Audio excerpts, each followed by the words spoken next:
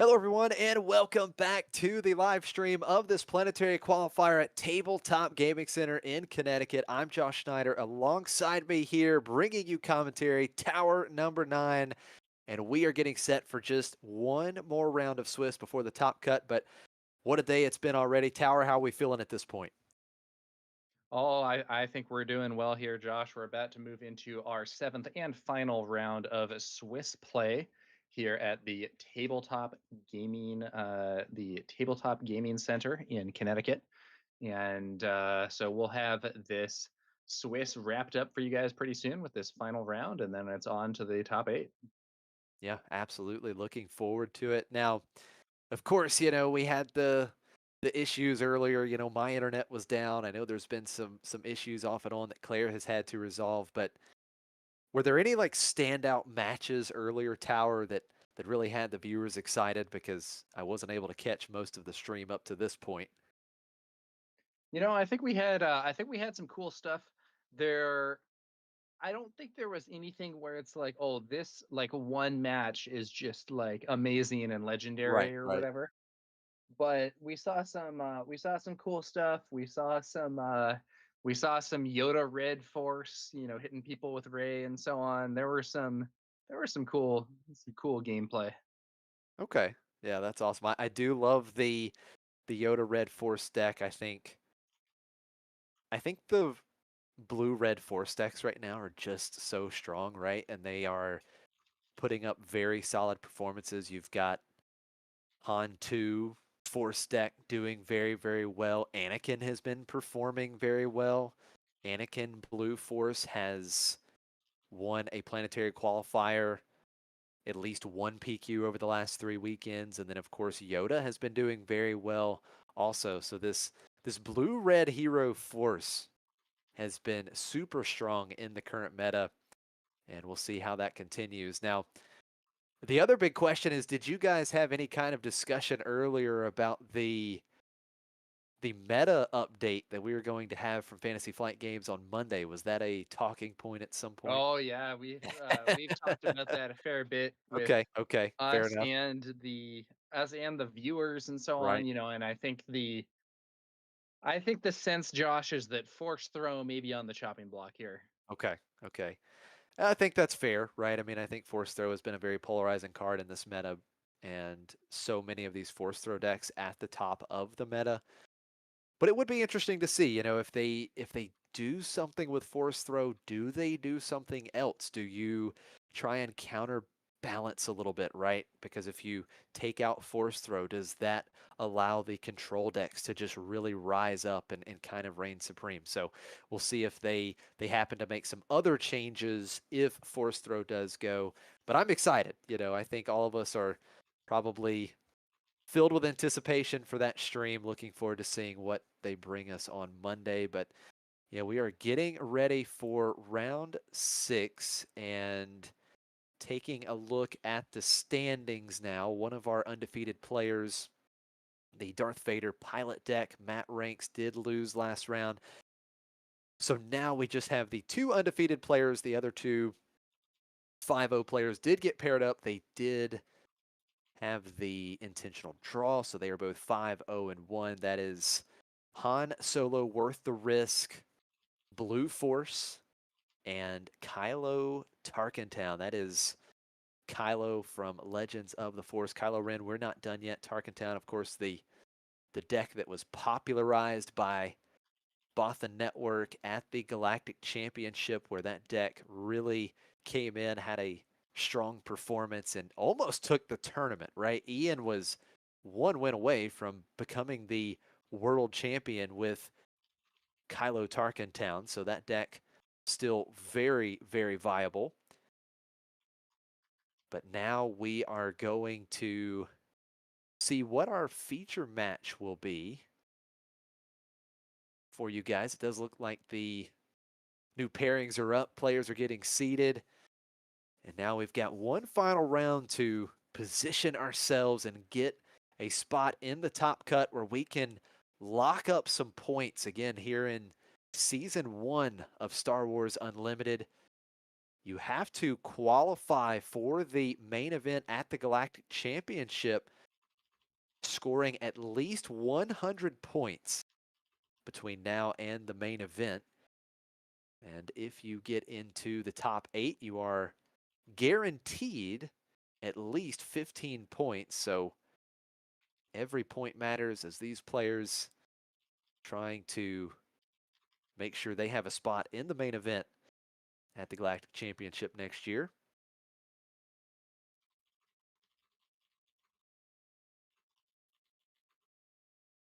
Yeah, it's going to be interesting to see who all makes it into that Galactic Championship. Of course, if you win a PQ, you get your 100 points, but you don't necessarily have to be the actual winner to be getting some points towards your total.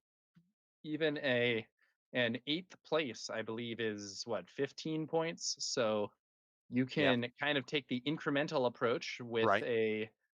with a few decent placements, not necessarily a win, but multiply that across a bunch of events and you're in a good spot.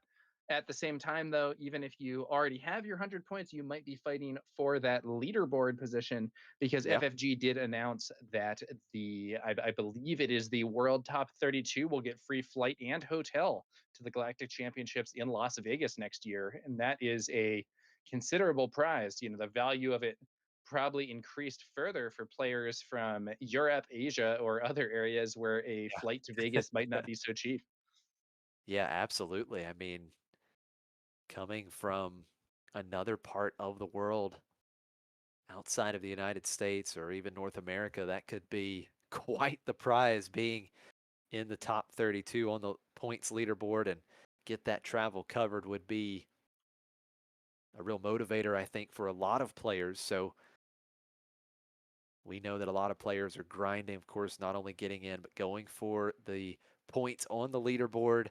But here we go. We are going to have round 7 feature match is going to be Emperor Palpatine Yellow versus Han 2 Blue Force. So this is Han Solo worth the risk from Shadows of the Galaxy with that new Blue Force deck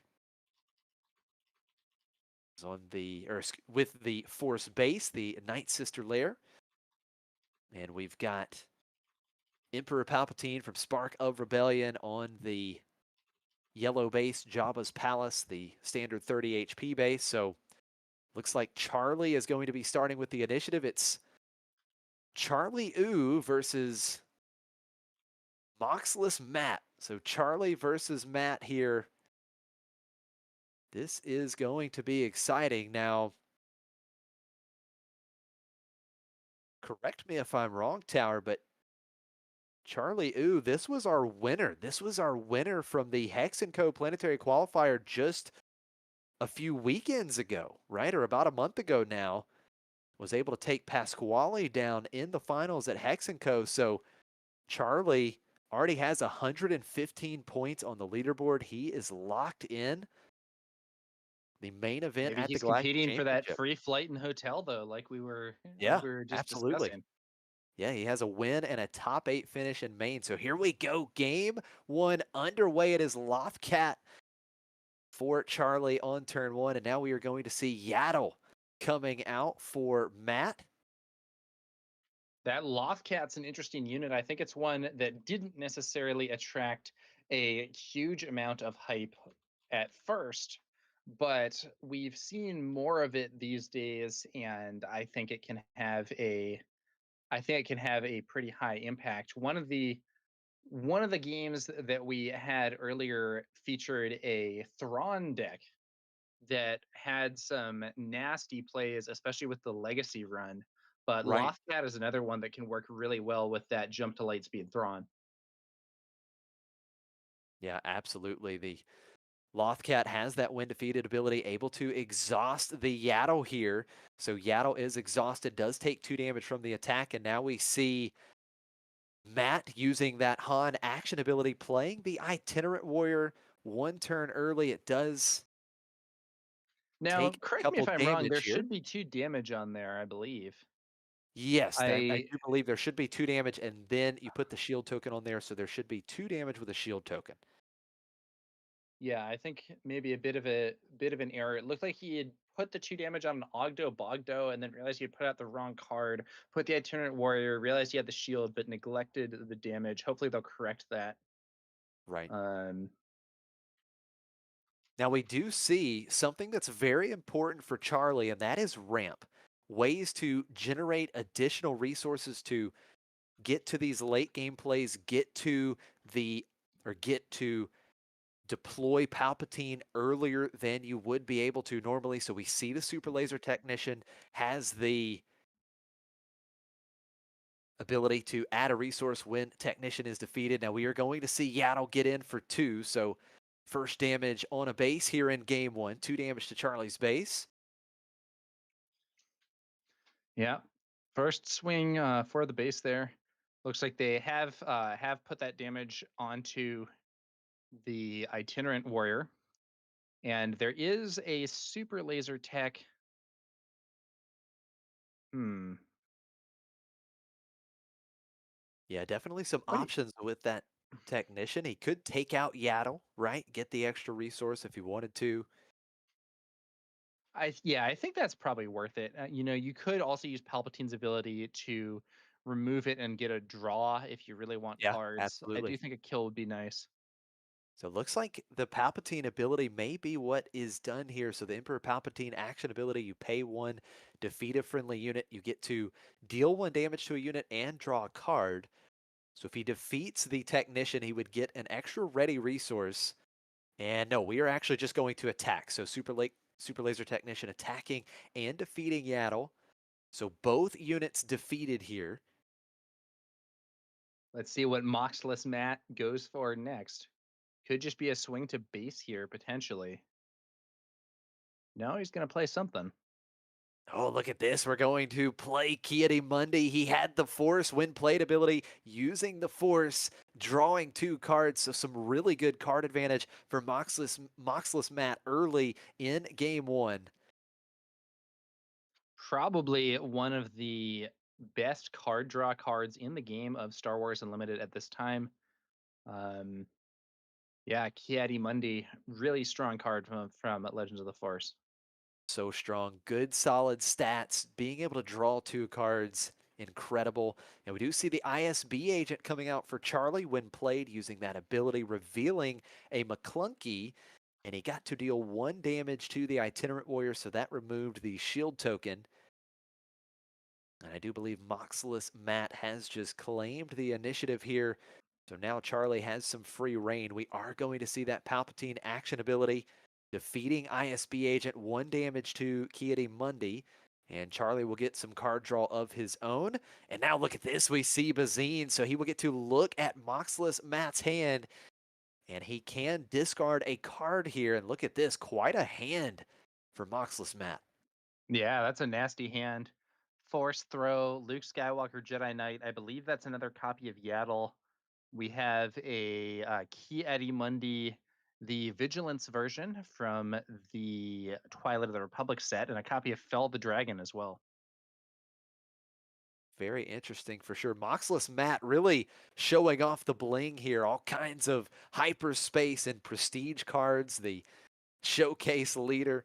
Quite the bling going on for Moxless Matt. But now we see Charlie playing McClunky. This is such a strong line for this Palpatine deck. Being able to play Bazine, then you can play McClunky, bouncing Bazine back to your hand so that you can get that discard effect once again later on. And he deals 3 damage to Mundi. So Mundi taken out. What a strong play. Absolutely. Classic synergy there between McClunky and Bazine Natal. Now, starting out this next turn, Moxless Matt getting in for 4 with the Itinerant Warrior, and we are going to see Salacious Crumb coming out, win played ability. Charlie able to heal 1 damage from his base, back down to 9 on. Now, there was an interesting question in the chat. What set do you think is strongest of those that we've seen thus far in this game? Wow, that is a really, really good question. I think Spark of Rebellion overall is probably still the most powerful, just overall, but I really like Legends of the Forest. I think Jump to Light Speed brought some really interesting effects into the game, but I think Spark for me probably still overall the strongest. I do think Spark, at the very least, has the strongest legendaries of any set, and maybe the strongest set overall.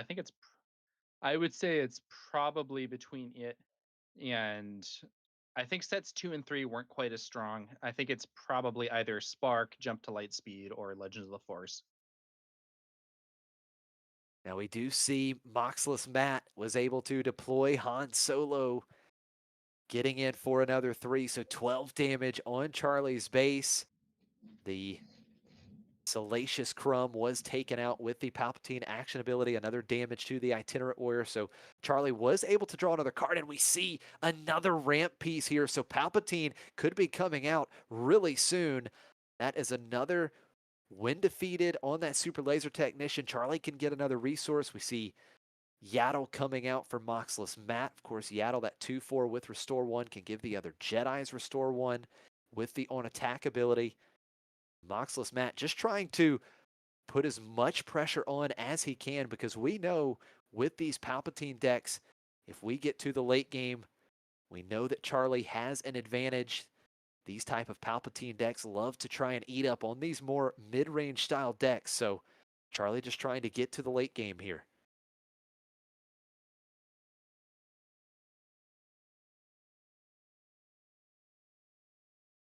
So Charlie has the initiative. First action, Super Laser Technician trading with the Itinerant Warrior, and Charlie going up to 8 resources, so Palpatine can be deployed at any point moving forward for Charlie. We do see Han Solo leader unit attacking for 3 more damage.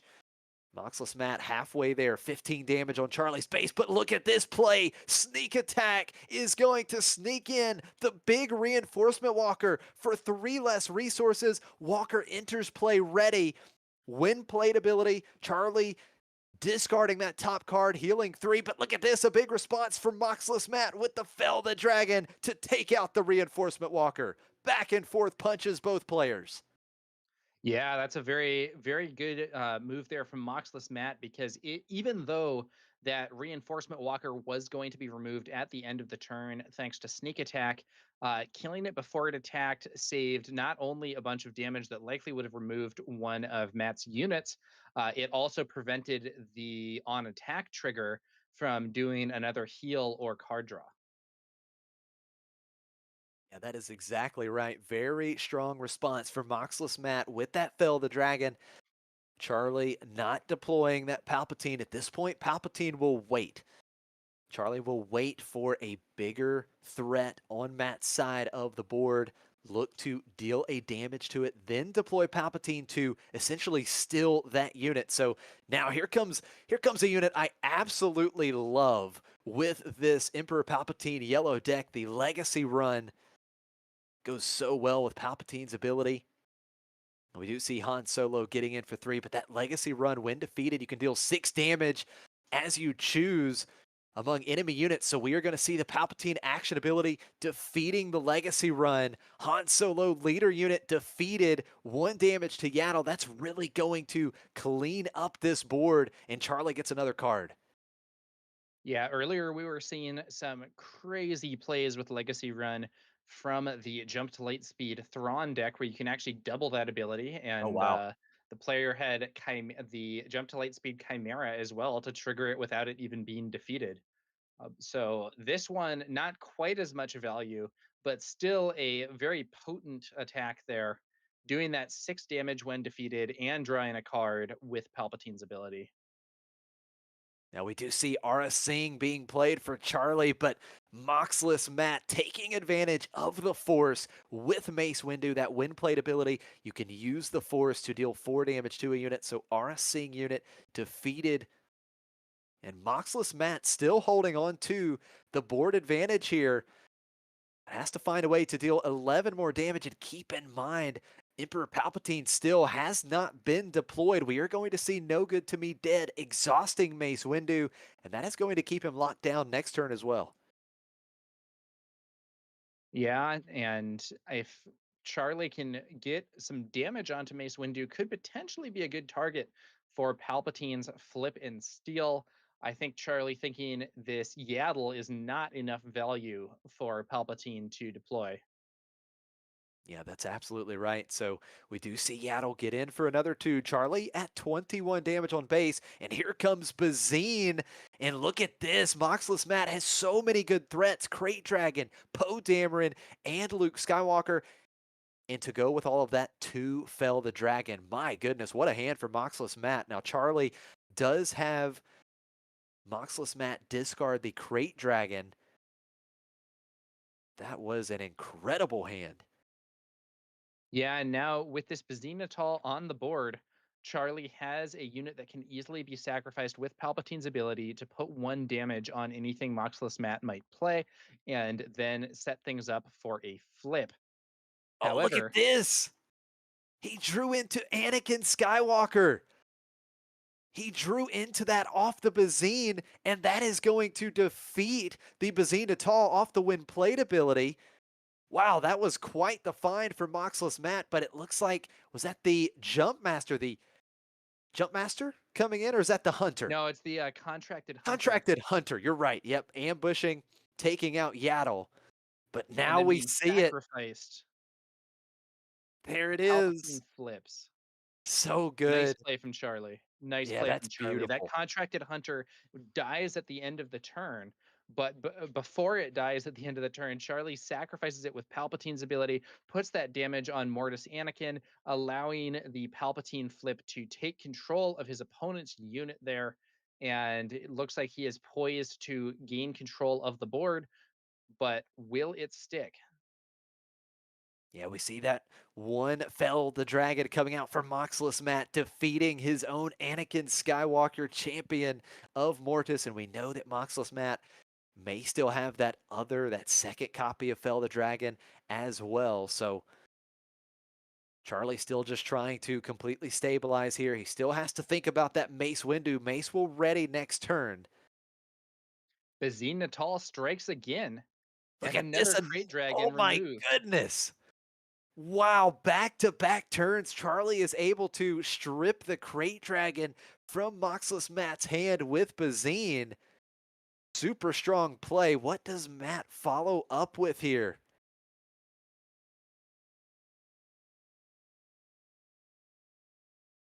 Not quite as big as the Crate Dragon, but still a very solid threat with Poe Dameron quick to improvise. The 5-cost 6/6 from Shadows of the Galaxy.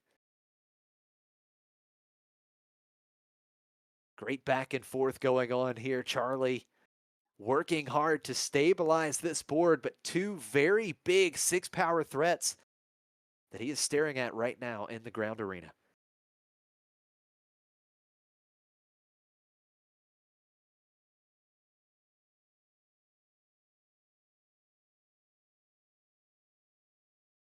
Okay. Bazine could be sacrificed here to do that damage and draw a card when Palpatine swings. Yeah, absolutely. Palpatine, a 410 stat wise, and as you mentioned, Tower does have that on attack ability. Can defeat a friendly unit, deal one damage, and draw a card. Definitely a lot to think about for Charlie here because you're really right on the edge. Poe Dameron can deal up to 8 damage with one swing. Mace dealing 6 with one swing. Now we are going to see the Elite P-38 Starfighter damaging the Poe Dameron with that wind plate ability.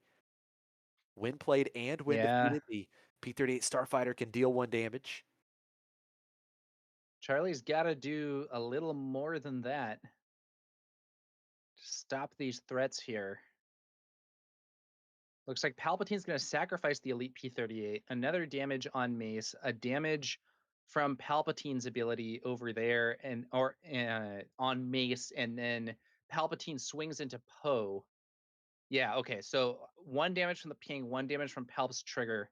Puts one more on Poe and one on Mace. That means Poe has only 4 HP left and Palpatine can remove him. Yeah, that was very important. Again, Poe Dameron can deal 8 damage with one swing between 6 power printed and the on attack ability. But Moxless Matt with the initiative, he is going to get in with Mace. 6 damage to Charlie's base here. That is 27 damage on Moxless Matt, able to get the force once again, which could also be quite important. Only 3 hit points left on Charlie's base. This is an unsafe position for our Palpatine player. And that Mace Windu is also kind of a big obstacle on the board. Although Charlie could trade Palpatine and Bazine for Mace with one attack here, also drawing a card. And it looks like that's what we're doing. Yeah, there we go. Taking off the one big threat. Mace Windu unit defeated. Back over to Moxless Matt here. What threat does he put on the board to follow that up? It is going to be, look at this, an Ogdo Bogdo with the Han action ability. It costs one less, deal 2 damage to Ogdo. So now that Ogdo Bogdo is damaged, it can attack. It cannot attack unless it is damaged. So this is yet another threat that is putting Charlie in check. Charlie has to find a way to deal with this Ogdo Bogdo. Very natural synergy, in my opinion, between Moxless Matt's Han Solo leader and Ogdo Bogdo. But here comes the Devastator. Well, that's certainly a way to obliterate Ogdo Bogdo. That wind plate ability on Devastator, dealing 10 damage, or actually more damage. I believe 12. I think he has 12 resources here. 12 damage. Ogdo Bogdo wiped out here, and now Charlie with the big 10-10 threat in the space arena. Does Moxless Matt still have one of those Fell the Dragons or some other answer here? Oh, I don't know. He plays Poe Dameron, so he's playing a threat, forcing Charlie to have an answer. Charlie probably can't clear Poe this turn, but might well be able to take the initiative and kill it first action. So here we go. Charlie claims the initiative. Something like an overwhelming barrage could be really good. That would be Yeah, able to wipe the take out board. Poe Dameron. Let's see if Charlie has found an answer. He has to answer Poe Dameron with his first action, or Moxless Matt has this game won. That's right, Josh. I guess in theory we could see a big heal or something, but it seems very unlikely with these colors. But he has something. Oh, look at Change of this. heart. Change of heart, taking control of Poe Dameron. Now that's a strong play for sure. It'll go back over to Moxless Matt at the start of the regroup phase, but this combos so well with Palpatine's action ability because Charlie will have the ability to defeat it before it returns. But Moxless Matt, he's still got that Fell the Dragon Devastator defeated. Yeah. So this Poe Dameron is going to be able to swing into Moxless Matt and then probably Palpatine's ability used after, like you said, Josh, to sacrifice it, deal a point of damage, and draw a card. Normally, Change of Heart only gets the opponent's unit for one turn, but great synergy with Palpatine's later ability. Oh, Oh but my here's another goodness. great sacrifice target, the Legacy Run. So good. Another copy of Legacy Run. So Charlie really trying to stabilize here. Poe Dameron is ready. So, of course, Moxless Matt, anything he puts down in the ground arena, Poe could just eat up if Charlie needed to. We do see Owen Lars attacking into Poe Dameron, restoring 2 from Moxless Matt's base. And that when defeated trigger, Moxless Matt searching the top 5 cards of his deck for a force unit. And it is going to be the champion of Mortis, Anakin Skywalker. Another copy here for Moxless Matt. Charlie with a few resources left there. We're in a very late game scenario here. And I think this is super important, Tower. Charlie had another play. He didn't have to attack with Poe yet. I think that's so big. Not having to pass, not having to use that Palpatine action ability. He has the cheap unit, the Salacious Crumb in hand. And of course, healing is great here as well. So the win plate ability, Charlie healing 1 from base, and just daring Moxless Matt to play any unit right now. Yeah, I think you're absolutely right, Josh. Having an action to kind of stall here is pretty valuable. I think Matt either passes or claims, and we then see Charlie swinging in with Poe Dameron for 6, not using one of the discard abilities. Okay, so here we go. I guess Moxless Matt just passed 8 damage on his base, but then he plays the champion of Mortis with Han's action ability. Only cost 5 resources, 2 damage onto Anakin Skywalker, though. But Salacious Crumb defeated, getting that -3/-3. Now, And what it looks I What? think he's scooping it up here because he didn't Yeah, have a way to take out both units. yeah. So it looks like in that situation, if Charlie used his Palpatine ability on the Legacy run, he would be able to kill the Mortis Anakin, but he would no longer have a way to sacrifice his opponent's Poe Dameron. So it would return at the end of the turn after that change of heart wore off, and Matt would be able to swing in and clear the base. On the other hand, if he sacrificed Poe Dameron, it wouldn't be enough damage to stop Anakin, and Anakin could swing at the start of the turn. So Moxless Matt gets the win. Yeah, absolutely. Yep, that was the problem. He couldn't answer Anakin and take out the Poe Dameron that was going to go back over to Moxless Matt's side of the table. So here's something interesting, Tower. If if Charlie would have just passed there. So we saw the Salacious Crumb come out, and that was beautiful. That was very needed because he didn't have to pass. He was kind of able to stall. But then we saw Moxless Matt pass, and Charlie went ahead and went into base with Poe. If you The pass, well, no, I problem, guess he can't pass because then Poe just goes back across. So yeah, it's that's it, right. If yeah, Charlie were to pass there, Moxless Matt could take the initiative. Change of heart wears off, and then Poe swings to win the game. Chat seemed to think that it might have been better for him to sacrifice Poe sort of yeah, preemptively. And yeah. I think, given what happened there, that might well have been a better line for Charlie, although he would by no means be in a guaranteed victory at that point.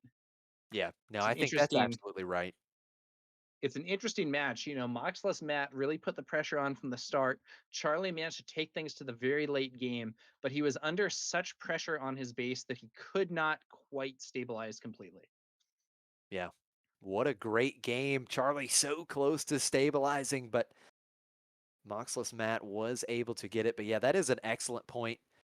I think, the line there that at least extends the game for Charlie, just go ahead and, preemptively defeat the Poe Dameron with that Palpatine action ability because then even if Anakin comes out, Charlie has the ability to claim the initiative there, and you have the bombing, not the bombing run, the Legacy run. legacy run. Yep, the legacy run in play. So then Charlie having the initiative, of course, could use that Palpatine action ability right away, take out the legacy run, and defeat Anakin. So would have at least extended the game, but as you mentioned, certainly wasn't over by any means. Matt could have then put on more pressure with some other units, but here we go, I'm not game sure two. extending the game would have been so good also. That's another interesting thing, simply Yeah. because they only have about half an hour left in this round, a little bit less in fact. Yeah, no, that's a really good point. Time certainly could be a factor here, especially if we go the distance and go 3 games. We are going to see Charlie with the early Bazine Natal unit on turn one. He Moxless does Matt. not want to see this though. Bazine Natal finds two Ogdo Bogdos in the hand. Yeah, And these turn one Bazines, what you really want to do is blank your opponent's opening play. Just absolutely. remove like the only two costs they can play, but with two of the same very strong opening unit, Charlie's not going to get a chance to do that. Yeah, that is right. So Ogdo Bogdo coming down on turn one for Moxless Matt with the Han action ability. So now essentially a 5-3 beat stick in the ground arena for Moxless Matt. Now, Charlie does have the initiative, has Bazine, and we are going to see Bazine ram into Ogdo Bogdo. 2 HP remaining for Ogdo Bogdo, and now we see the Elite P-38 Starfighter dealing another damage. Oh, and look at this. A second copy of Ogdo Bogdo coming out. But he does have to clear up one of them, so the one with 4 damage defeated here. Now wait a minute. What happened there? What? I think Okay, yeah, yeah. Moxless Matt played that second Ogdo Bogdo and just kind of forgot for a split second that Ogdo is unique and one had to But be if Ogdo defeated. were not unique, think of how crazy that Oh board my would be. goodness. that would be too much probably for Charlie to recover from, but as it It stands, may just also one be that he Ogdo simply Bogdo. had no other better play, so Right. it's like, well, at least I can refresh some damage here. Oh, look at this. This is a strong play for Charlie, the contracted hunter coming in, ambushing and defeating Ogdo Bogdo. So this is a really good stabilizing play for Charlie, taking out that 5-power unit. Moxless Matt following up with Yaddle. Salacious Crumb healing a damage for Charlie. And then we see These are Charlie not the dealing plays 3 Moxless Matt damage. most wants to see, though. Last turn, that Ogdo Bogdo, while he already had one, isn't very inspiring. And then Right. having your 4 resource turn just be a Yaddle, that is, it is not maximum resource efficiency by any means. Yeah, Ogdo Bogdo, a fantastic start, but when you follow up with another Ogdo having to defeat one and Yaddle, that is certainly a big tempo loss. Now, Yaddle will get in for 1, or excuse me, for 2, and then the Salacious Crumb action ability here, 1 damage to Yaddle, and that allows Salacious Crumb to go back to Charlie's hand, and now we do see Moxless Matt using the force here with Kieti Mundy's win played ability, drawing 2 cards.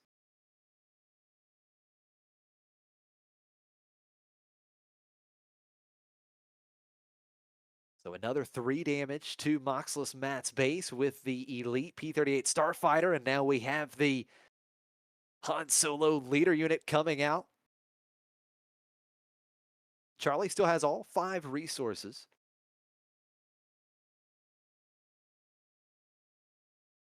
And it is going to be the Emperor Palpatine action ability defeating the P-38 Starfighter. That will be 2 total damage, 1 with Palpatine's ability and 1 off of the when defeated ability on Elite P-38 Starfighter. And then ISB agent is enough to clean up the Yaddle, that 1 more damage. But Moxless Matt, after getting in for 3 with Han Solo, we see the force throw,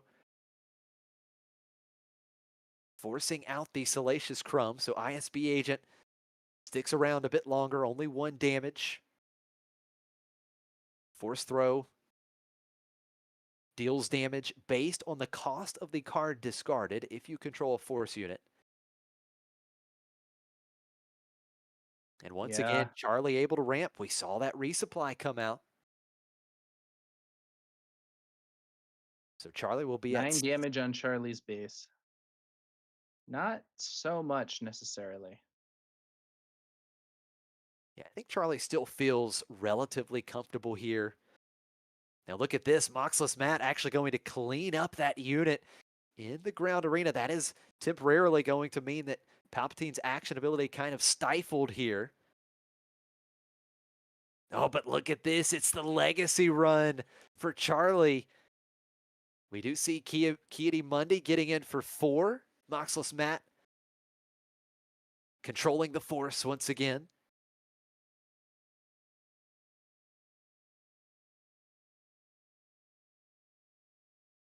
So 13 damage on Charlie's base, 5 damage on Moxless Matt's base. Now we do see that Emperor Palpatine action ability defeating the legacy run. Yeah,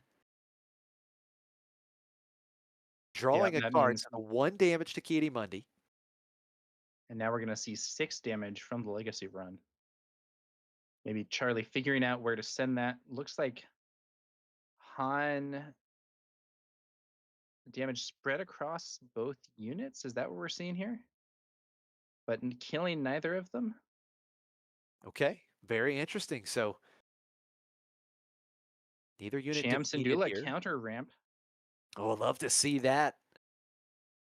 Chim Sandula, 5-4 for 4 when played. If your opponent controls more resources than you get to put the top card of your deck into play as a resource. And another copy of Yaddle coming out for Moxless Matt as well. So Moxless Matt has quite the ground arena right now. And Charlie not cleaning up either one of those units with the legacy run. Let's see how he opens here. A lot of damage could come through here this turn. How does Charlie respond?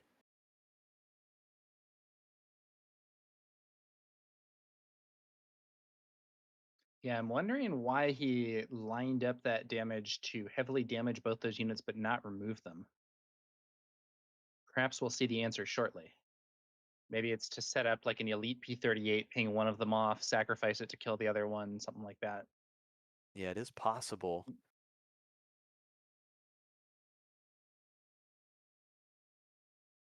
Now, of course, Palpatine can be deployed at this point. Charlie is at 8 resources. We are going to see that P-38 Starfighter, 1 damage to Ki-Adi-Mundi. So, Ki-Adi defeated. That's at least going to save 4 damage. But now we see Moxless Matt coming across for 3 with Han Solo. That is 16 damage on Charlie's base. 14 to go.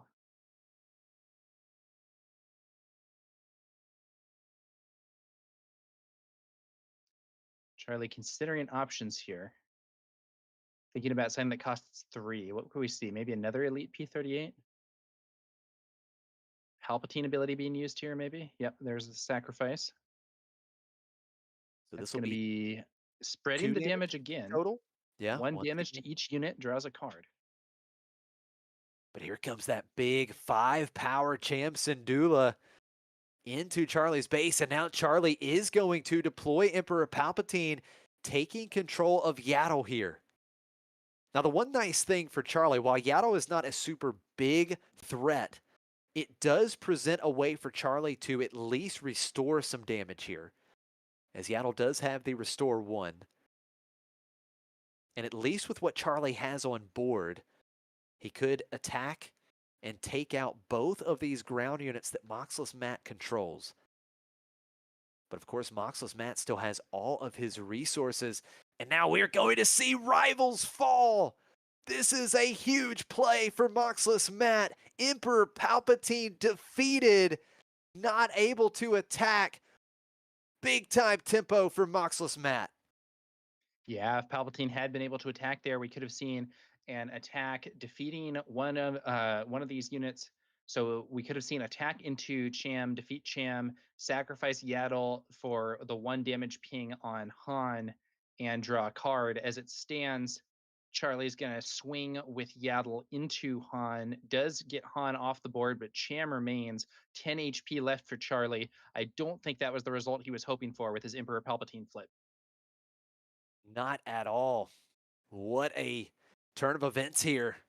Now we do see Bazine coming out, and it is a quick snipe of Crate Dragon. Once again, we saw Charlie do this twice in the first game, playing that Bazine Natal unit, forcing Moxless Matt to discard the Crate Dragon.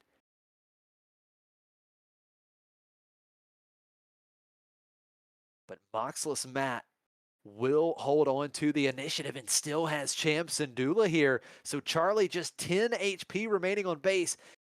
And keep in mind, these two players 9th and 10th in the standings. So it is a must-win situation to get into the top 8. We see 5 damage coming through from the Cham Syndulla unit. Charlie has 25 damage on his base. One more swing from that Cham would end the game, but here comes an answer. Absolutely, first time we've seen this Shadows of the Galaxy Maul 7 cost unit comes in as a 7-6, ambushing and defeating the Cham Syndulla.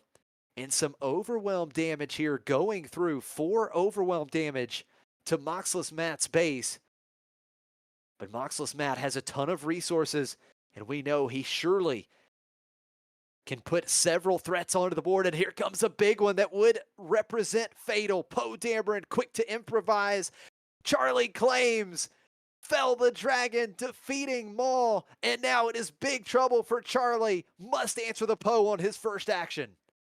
Yeah, if Charlie can't find something that will remove or take control of Poe here, it's probably game over. He's paying 6. He's But going to there do it it is. again.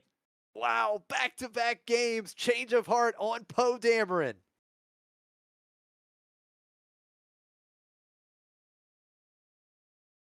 Let's see what Moxless Matt has in response to that change of heart.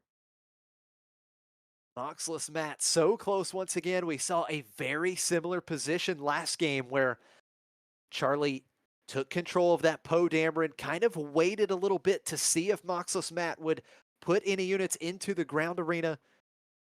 Charlie ended up attacking with that Poe Dameron, not being able to defeat it, and that secured the victory for Moxless Matt. So we'll see what happens this time around. Charlie does have that ready Bazine Natal, able to use up an action here, attacking and putting Moxless Matt up to 10 damage on base.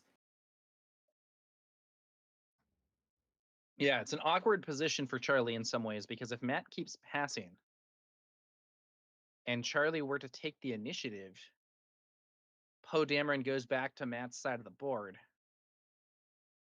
Yeah. I think it's Charlie, another similar situation, right? He may just have to defeat it. yeah, it's quite similar as you say to what we saw in the previous round. We'll see if Charlie plays this out differently. Three Could be. resources for a super laser tech. Okay. Yeah, any actions that Charlie can buy here without having to pass is huge. Moxless Matt just keeps passing. I believe he's passed again. So Charlie, I think, is faced with another decision. And this time, he is not going to let Poe Dameron stick around. Emperor Palpatine's action ability, Poe Dameron defeated. We do see Charlie. He will draw a card. Now, he does have to deal a damage to one of these two Yeah, he units. does have to hit his own side. Uses that to kill his own super laser technician and get a resource readied. Now Matt is going to start playing cards to present Yeah, those threats. yeah, if he can put multiple threats on the board, this would be huge. Champion of Mortis, win plate ability, defeating Bazine. Charlie has to claim Matt has multiple threats. He's going to play Ki-Adi-Mundi using the Force, draw 2 cards. Great spot for Moxless Matt. Now, one interesting thing here that Ki-Adi-Mundi is not swinging for lethal. It's only strength 4. So if Charlie has a way to remove the Mortis Anakin this turn, the game is not immediately over unless Matt has some attack pump. But this is not necessarily a combination that tends to run attack pumps. Excellent point, Towers. So Charlie just has to immediately answer the Anakin Skywalker. That is priority number 1 to keep this game going. He has 12 total resources. Plenty of options. We could see something like another change of heart. No Good to Me Dead. We saw that in game 1 as well. That could also lock down the... Well, here comes a way to not lock it down for next turn, but the Loth Cat. Win plate ability, exhausting Anakin, so that at least, at the moment, preventing Moxless Matt from dealing fatal. We have Ki-Adi coming through. 4 damage. Moxless Matt, the Force is with him. Oh, now this is a big Reinforcement play. Walker. Reinforcement Walker, win plate ability. Darth Vader discarded. Charlie has to heal here. Back down to 26 damage on his base. Can Moxless Matt just take the initiative here, though? I'm not sure that Charlie is going to have a way to actually clear out both of these units. That is what Matt's doing. Is this going to be game over for Charlie? Yeah, this is 2 big. resources left. What could he find with those 2 resources?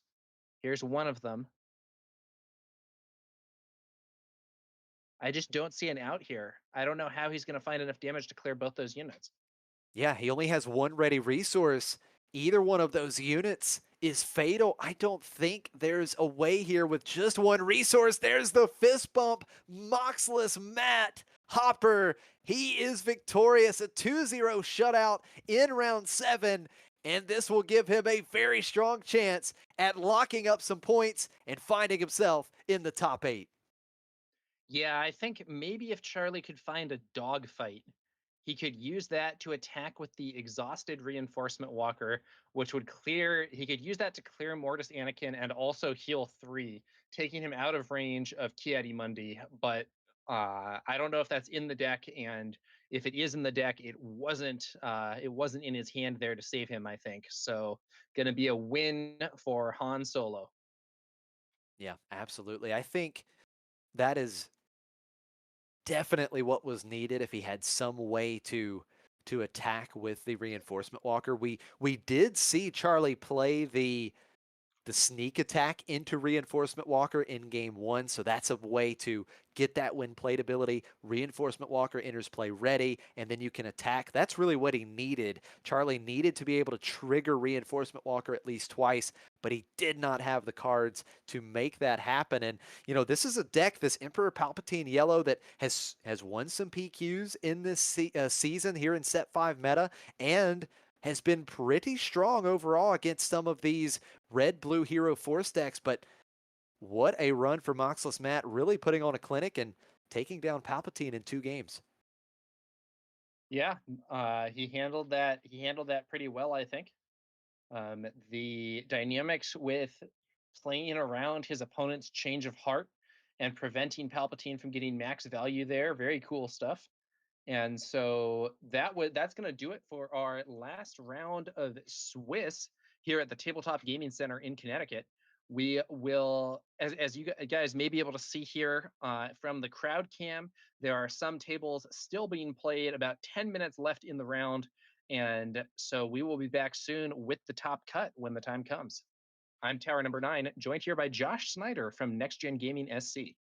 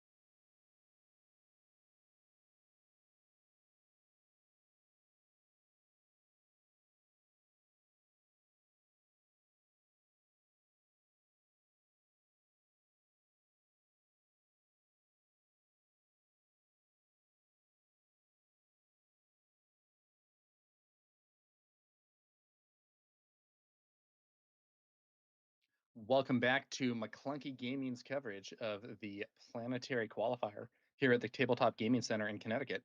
I'm Tower Number 9, joined here by Josh Schneider with Next Gen Gaming SC, and we have the top 8 for you. In first place, Nick A with Sabine Wren ECL. What else are you seeing here, Josh? So it looks like we've got a leader, decent leader diversity here in the top 8. We've got 2 Han Solo and 2 Yoda, but then we have the Sabine that you mentioned. We've got 1 Kylo Ren from Legends of the Force, 1 Darth Vader from Jump to Lightspeed, and Cad Bane. So what, a total of 1, 2, 6 different leaders, only 2 repeats, Yoda and Han, and I guess no big surprise, right? These red blue hero force decks still showing up to be a big force today. Yeah, absolutely. It'll be interesting to see who ends up coming out on top there. I think we have several, like you said, red blue hero force.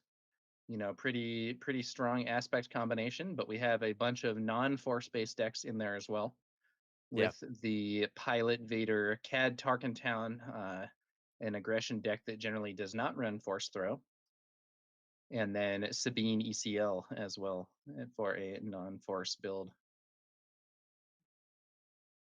Well, it'll be interesting to see how this one ends up playing out. I know Pasquale, I believe, was the champ at this event when last time it was held. He was playing Ray Data Vault at this time, so trying to get another win here at the Tabletop Gaming Center, this time with his Yoda Red Force deck.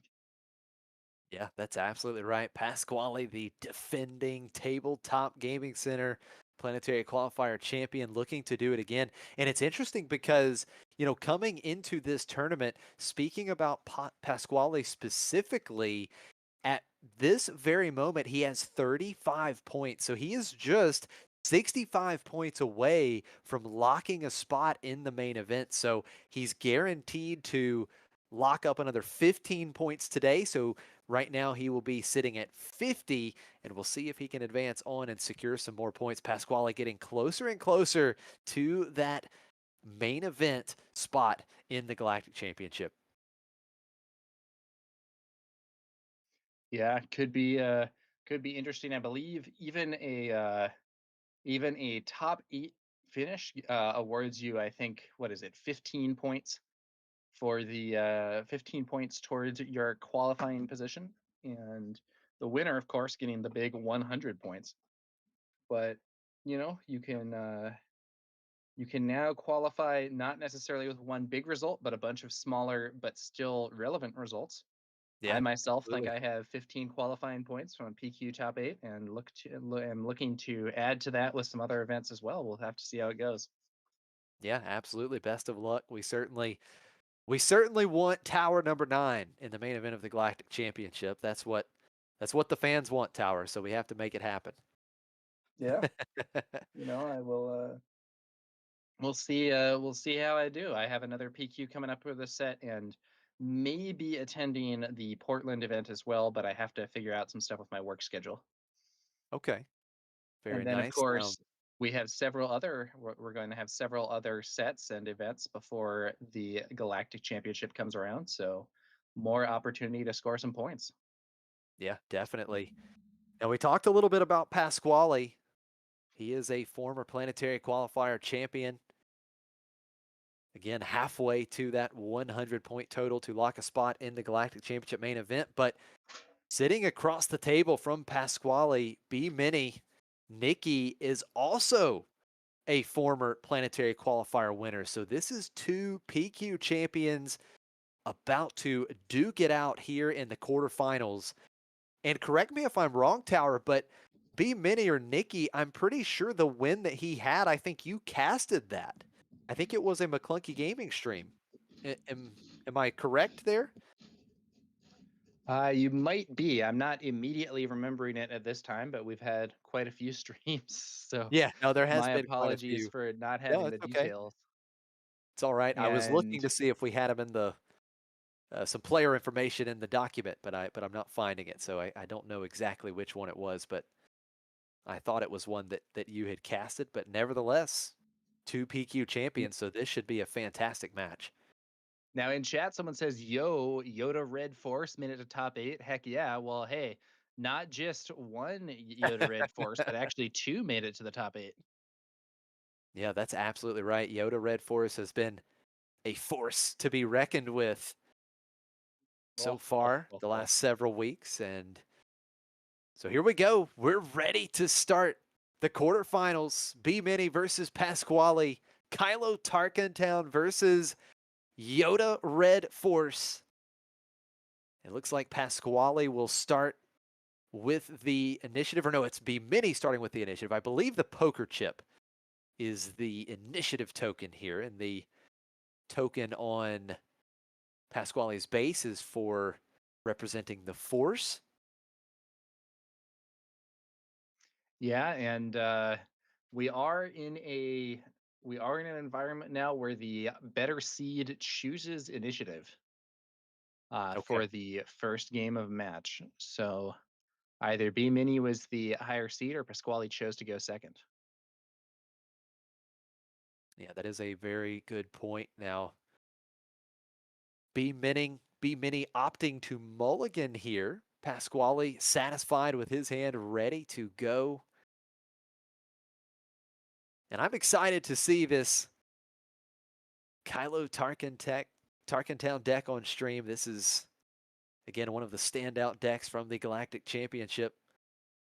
Should be interesting matchup here.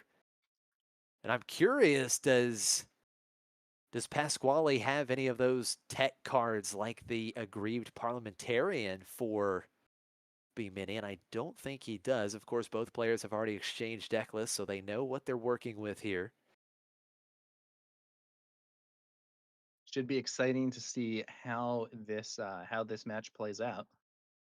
Yeah, for sure. Can B Mini set up the big Kylo play, being able to potentially swing with a massive Kylo? We're going to start the quarterfinal feature match. B Mini with Karis. Pasquale playing a 2-cost force unit of his own with Yaddle. And yeah, that's going to be B Mini not starting with MiGs nor with a Witch plus Force throw here. Right. So not maybe the strongest possible plays for Kylo. Pasquale leading off with Yaddle, which is a decently strong opener, but we'll see how it goes. Looks like a perilous position on that Yaddle. All right, so Yaddle exhausted will get -2/-2, so at least temporarily B Mini will keep Pasquale off the force. And we are going to see open fire from Pasquale defeating Karis. So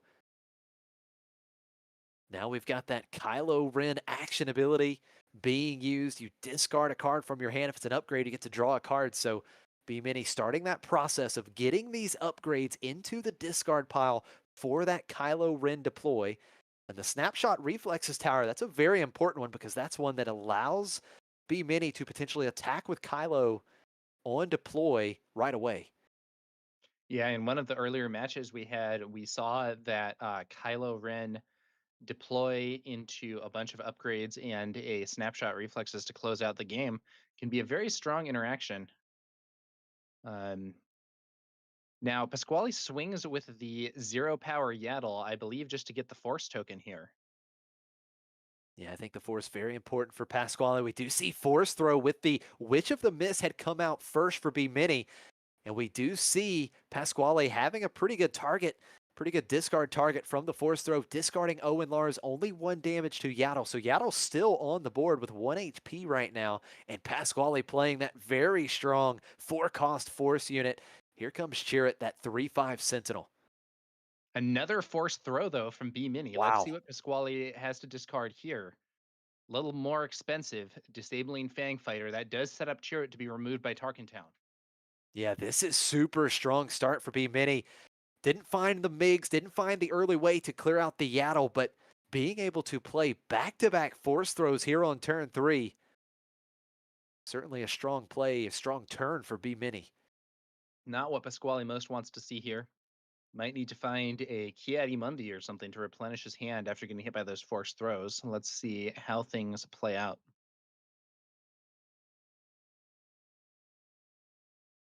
And of course, it was the Tarkin Town. So Tarkin Town epic action was used. Chirrut was defeated. So Pasquale left with just the Yaddle. And that Yaddle has been debuffed by a perilous position. But here's the Kiadimundi that I was just discussing. Yeah, absolutely. Such a strong force four cost unit. The force is used. Pasquale draws 2 cards, and now we see the Yaddle being defeated here, actually running into the Witch of the Mist. And there's that Kylo Ren action ability once again. Constructed lightsaber discarded this time. B Mini gets to draw another card. Now, in chat, someone asks if Pasquale was a Bothan Network player. Pasquale is a McClunky Gaming player. Now B Mini does smuggle Lom Pike in, so using his 5 resources to get Lom Pike out from his resources. Now Pasquale will start with the initiative. Owen Lars and Kiadimundi units in the ground arena. Pasquale with the first action. Looks like he wants to attack with Kiadimundi. He will get the force once again, attacking and defeating the Witch of the Mist. And Pasquale should now have the force. There it is.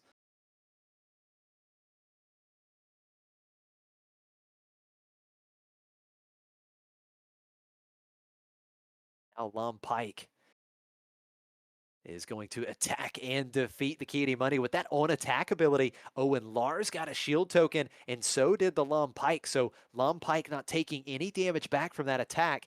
And now we see Anakin Skywalker, champion of Mortis, coming out for B Mini. -3 to Owen Lars. Owen Lars defeated. Now Pasquale will get that value, the when defeated trigger, searching the top 5 cards of his deck for a force unit. And we do find the Night Sister Warrior. Has not found a copy of Ray yet. Not getting those Ray triggers for the additional damage to units and base.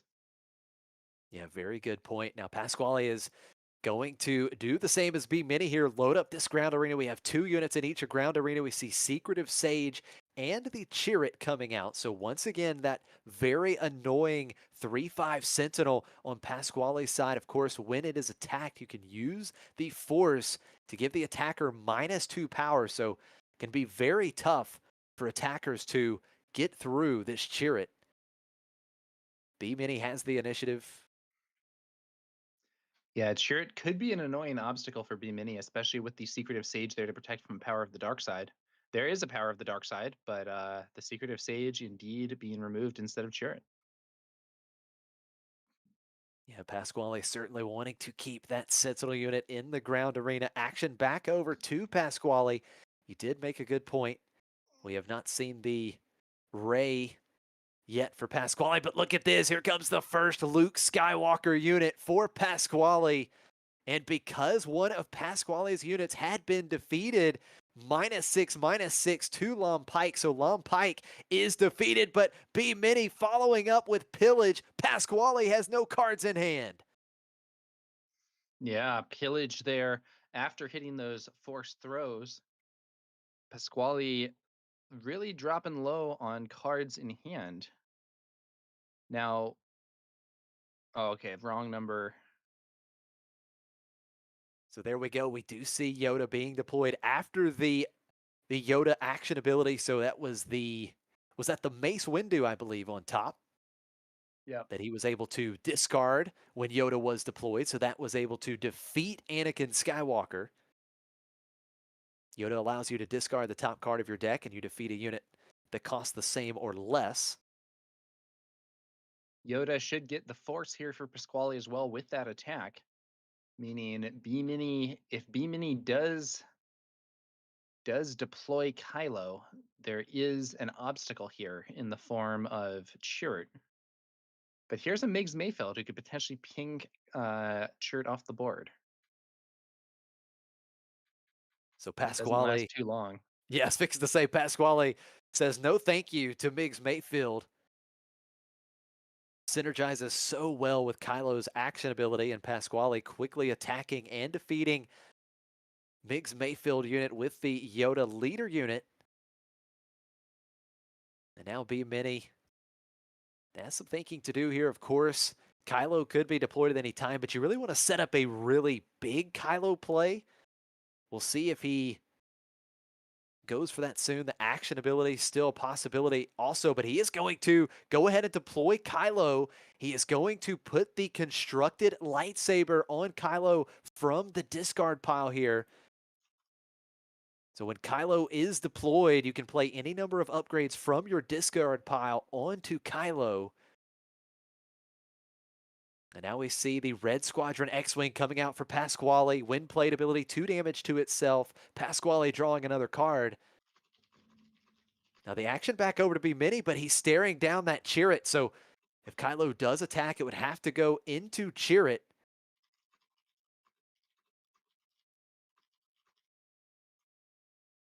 And Kylo Ren is attacking into Chirrut. So Chirrut defeated. 3 damage back onto Kylo. And Pasquale is going to attack Kylo Ren with the Luke Skywalker. Both units defeated, but Pasquale has weathered the storm of the large Kylo Ren after the deploy, getting the constructed lightsaber. And Pasquale Not going the into this next hypest, turn has a not the huge hypest board Kylo presence. Ren deployment I've ever Yeah, seen. no, Not you're at all. absolutely right. B-Mini would have loved to get so much more value there. And now we do see power of the dark side, but Pasquale with several units able to discard the 3-cost Yoda or defeat that Yoda. When defeated ability, Pasquale draws a card. So getting some more card advantage here, and Pasquale is starting to chip away on B-Mini's base. Another 3 damage from the Red Squadron X-Wing, so B-Mini with 10 damage on his base. And we see another Long Pike, but right now, Pasquale in the driver's seat. Yoda getting in for 14 damage on B-Mini's base, and it's another Luke Skywalker. -6, Ooh, -6 to Long Pike. B-Mini's board cleared once again. Pasquale so close to wrapping this one up, and that is going to do it. Pasquale, the defending tabletop champion, the early 1-game lead here in the quarterfinals. very tough game there for B Mini. Just really, we saw those discard effects chipping away at Pasquale's hand, but Pasquale had the Mundi to refill, and Kylo just not really making much of an impact there. No, unfortunately, Kylo only getting that constructed lightsaber. Did get a little buff, right? But just not enough. He had +2, +3, so he became a 7/8. Did have raid 2, but yeah, just not enough. Of course, Pasquale had that Chirrut, that great Sentinel Force unit doing good work for Pasquale, and multiple Luke Skywalkers and Yoda getting big value as well. Just too much for B-Mini to overcome in game 1.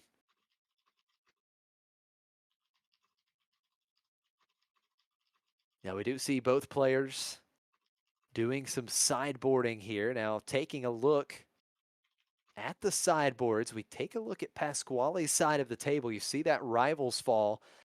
Pasquale does have 1 Rivals Fall in the sideboard that could come in, and that's certainly a solid option because if B-Mini were to have a super explosive turn and load up Kylo with, many more upgrades than the constructed lightsaber, that Rivals Fall could immediately defeat Kylo.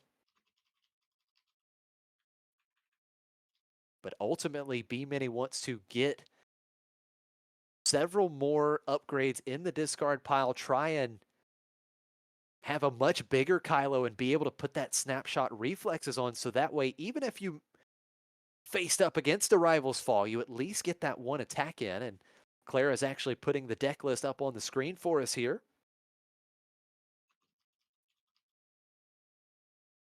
Pasquale not running the Aggrieved Parliamentarian, which is a very solid answer to the discard pile for these Kylo decks. However, Pasquale is still able to find the pieces needed to really disrupt what B-Mini wanted to do in game 1. Now, Tower, taking a couple looks at the sideboard here, do you have anything that really stands out to you for this particular matchup for either side?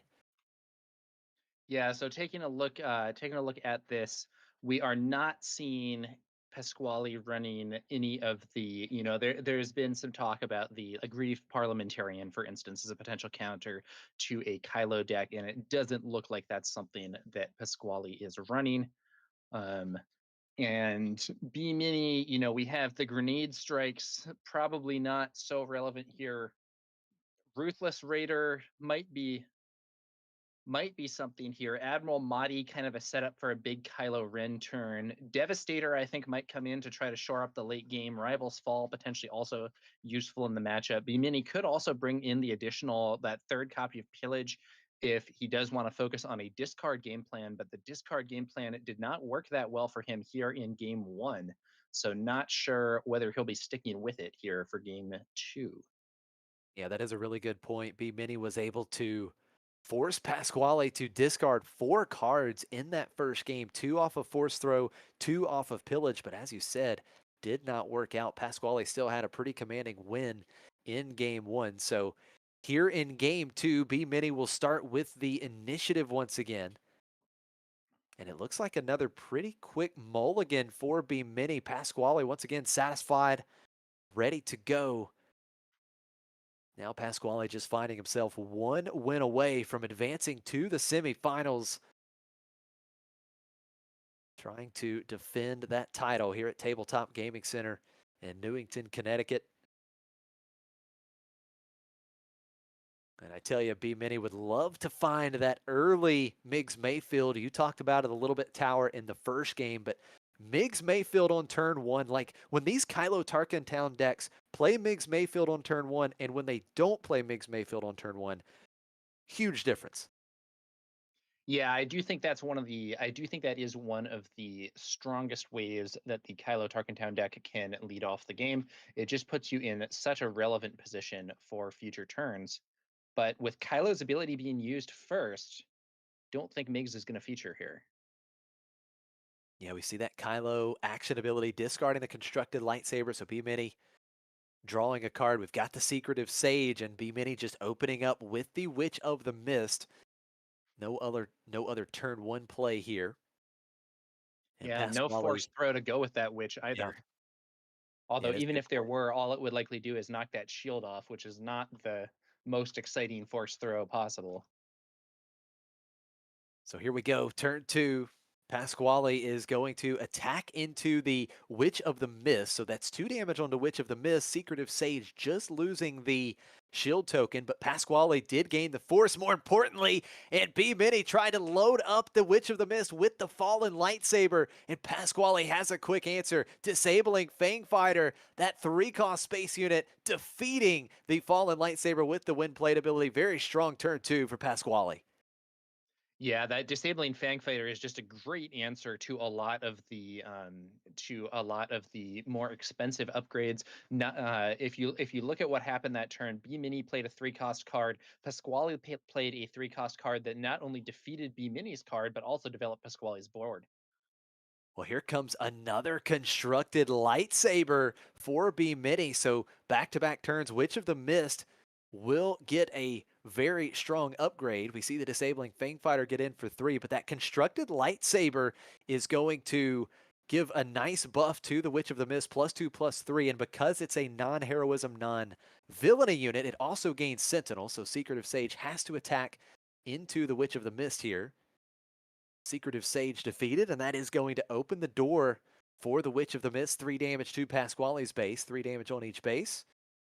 2 HP left on that Witch of the Mist. If Pasquale can trigger Raise ability with some kind of draw, it could remove the Witch of the Mist from the board while also damaging B Mini's base. But I'm not sure if he has it, and I kind of suspect that he doesn't, or I think he would be making that play more decisively. We'll have to see, though.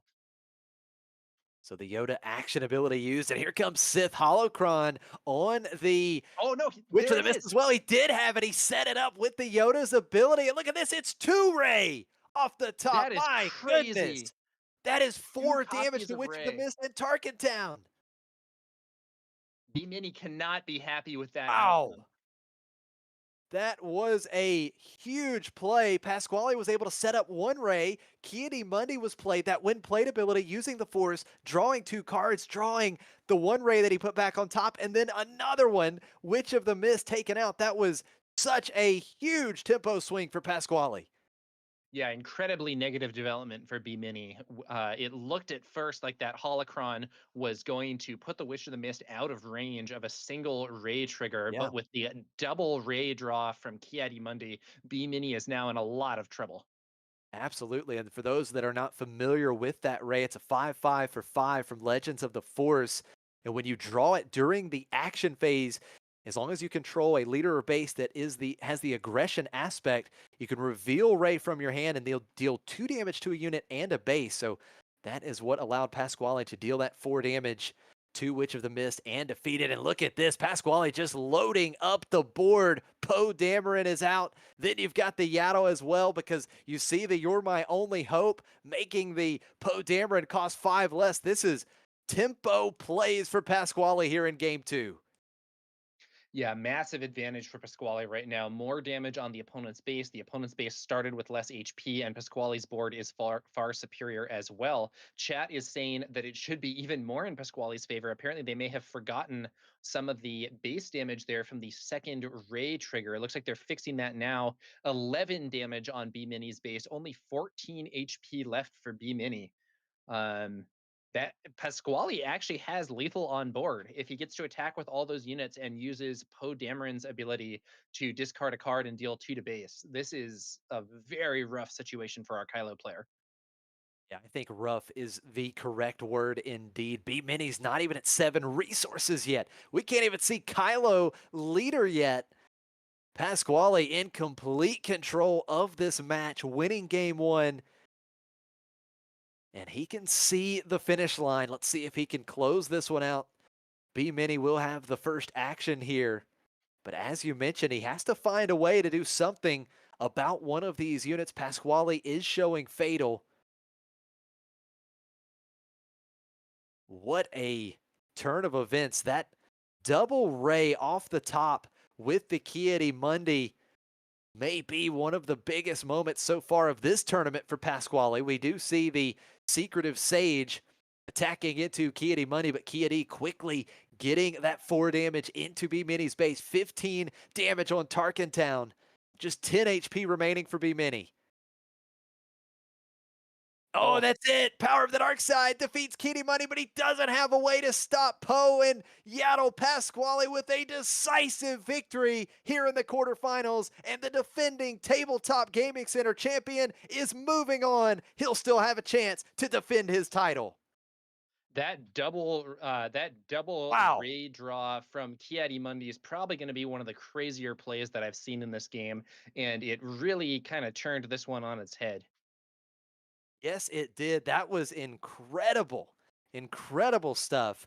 Finding both rays. And it was funny, Tower, because you were mentioning that, we hadn't seen the ray yet. Well, Pasquale said, hold on, I've got something for you. I've got 2 of them with 1 action.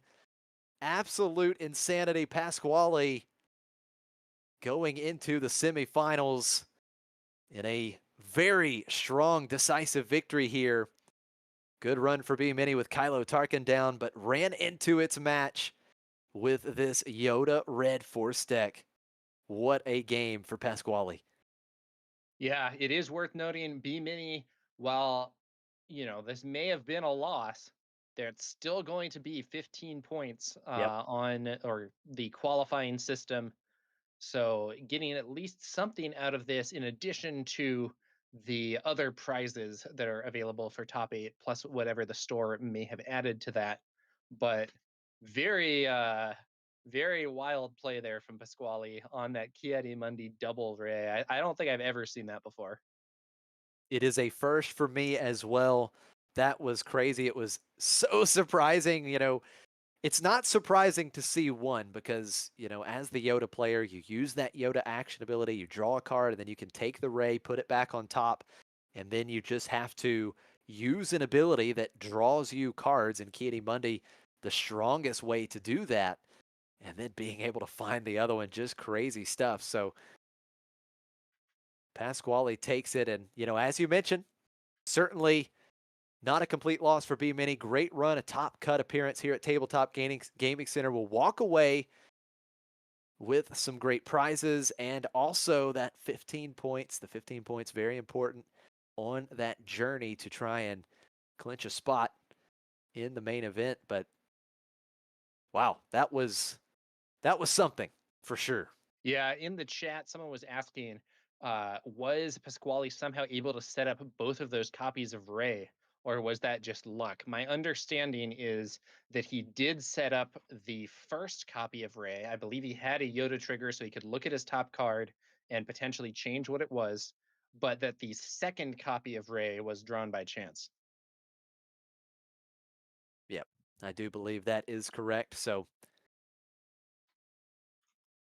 yeah, we did have someone in chat asking about how many people in this PQ, and quick answers. Yep, 97 total. So now we just await the results of the other quarterfinal matches.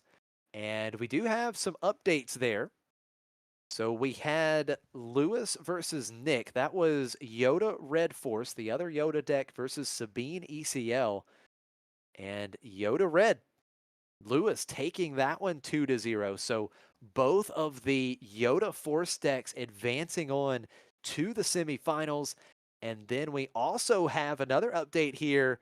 Mike Jim, aka Bobby Sapphire from KTOD, taking down Matthew. So that is Cad Bane Tarkentown over Han2 Blue Force. So we are going to have at least 2 Yodas and a Cad Bane advancing on to the semifinals. We just await the other match with Han2 Blue Force versus the Darth Vader pilot. So Darth Vader, Victor Squadron leader. That classic Vader pilot yellow deck that made a huge splash in the meta during the jump to light speed meta. We've kind of seen that Darth Vader deck fall off a little bit of late. Hasn't been putting up big results, but still certainly a deck to contend with. And that is our last match that we are just waiting to report at the moment.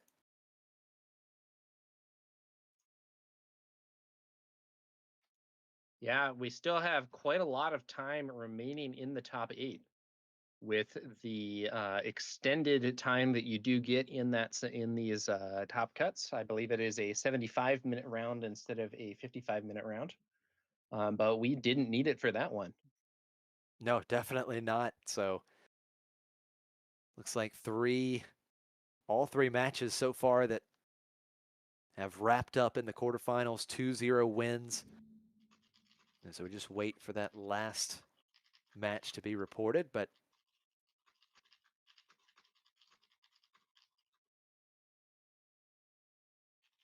kind of talking to production here, Claire telling us we may have something else. Not sure yet. We may have something else on stream, or we may take a short break before we get started with the semifinals. Just waiting to hear the official word, but do want to thank you all so much for tuning in to this live stream. Thank you for supporting McClunky Gaming.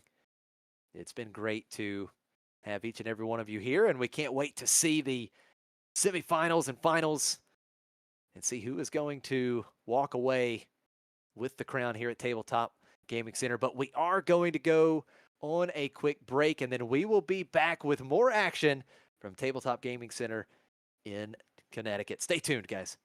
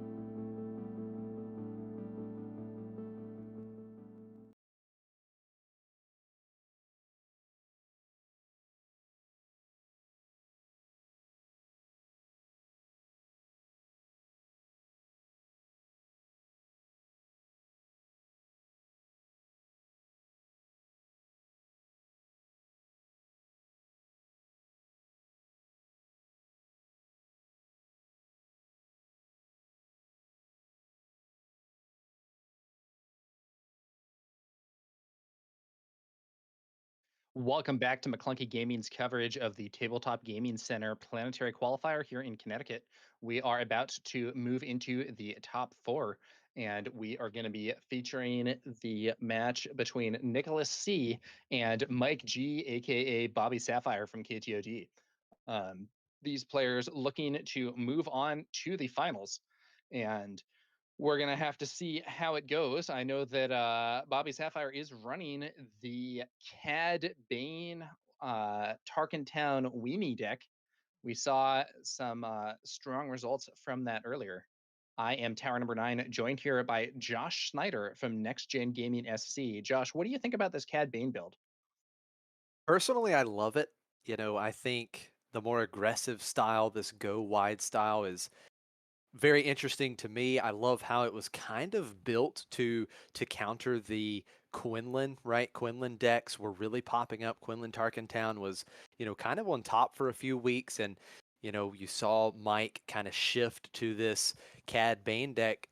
The Cad Weenie deck is what they're calling it, just to try and help shore up that matchup. So I love it. I think it's a really fun deck to play. I took it for a spin a little bit throughout the week, and I'm excited to see this particular matchup with blue red hero forest, right? These Han decks, these Yoda decks doing super well, and 3 of the 4 of our top 4 red blue hero force decks. And I believe Nicholas here is from the Dodana's Disciples team, but Okay. he and Bobby Sapphire were teammates on the Hyperloops group back in the Star Wars Destiny days. So we will see what happens here. Very cool. And So former yeah, teammates, you love on it. onto blue 28 HP Force, a deck that's had a lot of presence in the meta ever since the Legends of the Force set released, going up against the Cad Bane Weenie deck here from Bobby Sapphire. Let's see how this match goes. Yeah, should be exciting. Both of these players looking to, as you mentioned, take home the title. Now, Bobby searching for that planetary qualifier win. I'm not sure about Nicholas here. If someone in chat knows anything personally about Nicholas, I'm not sure if he has won a planetary qualifier before, but both of these players locking up at least 25 points in this planetary qualifier. And I know that Bobby Sapphire has made the top cut and at least one other PQ this season, right? In season 1. So we know that he has some points already on the leaderboard. But again, not 100% sure on Nicholas. If anybody has any info, that would be awesome. But it looks like Bobby Sapphire will start with the initiative in game 1, and do have chat filling us in here. No win yet for Nick, so appreciate the info. And whoever wins this will be on to the finals, playing against whoever wins that other side of the bracket, which might well be Pasquale, who would then be in a position to defend his title as the PQ champ here for Tabletop Gaming Center. But we'll have to see what happens. Pasquale could, of course, himself be knocked out. Let's see what goes on here in this semifinals match between two former Star Wars Destiny teammates. Yeah, both of these players desperately trying to secure those points. Again, if you win the planetary qualifier, you get the 100 points. You lock yourself into the main event of the Galactic Championship. So that's the goal here. We are going to have a Oh, great here's match. some information in chat. Teddy saying Nick has 2 top 8s in season 0 and was the former Puerto Rico champion for Magic.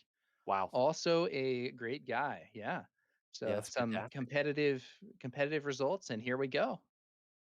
Yeah, again, thank you, chat, for the information. It is going to be Bobby Sapphire with the initiative, starting out with these weenies, right? The criminal muscle, starting out with the 1-cost 2/1. See how Nicholas responds. Looks like we are going to use that Han action ability on turn one, allowing us to play a unit. It will cost one less. You do have to put 2 damage on it. What unit will it be, though, and will it be quickly removed by Tarkentown? This is one of the downsides of the Shadows of the Galaxy Han's ability. It does tend to set you up for Tarkentown. Looks like the ability maybe not used after all. I think or maybe it was used to stall or something. I'm not entirely sure what went on there, but it looks like a Yaddle was played and then gets pinged by another criminal muscle. Yeah, so 2 criminal muscle for Bobby on the first turn. And with that Cad Bane triggered ability, 1 damage to Yaddle, that sets up the early Tarkentown play. So Bobby has successfully done it. He has started with 2 1-drops in the ground arena, and he was able to clear Nicholas's turn 1 play with the Cad Bane ping plus Tarkentown. Very strong start for Bobby Sapphire here in the first game.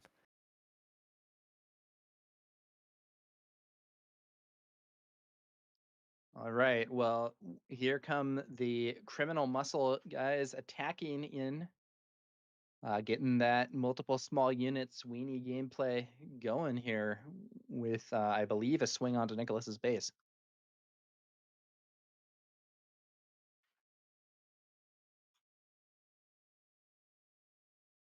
So both criminal muscles getting in.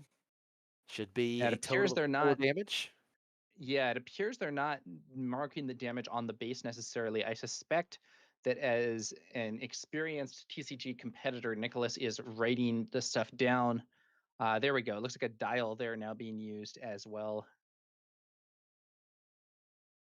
I think Nicholas used Han's ability to stall again here.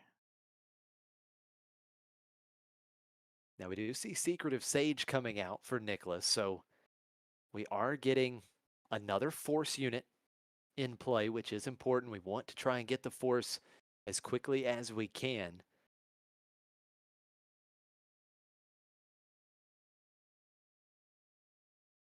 Get back over to Bobby. He still has all 3 resources ready.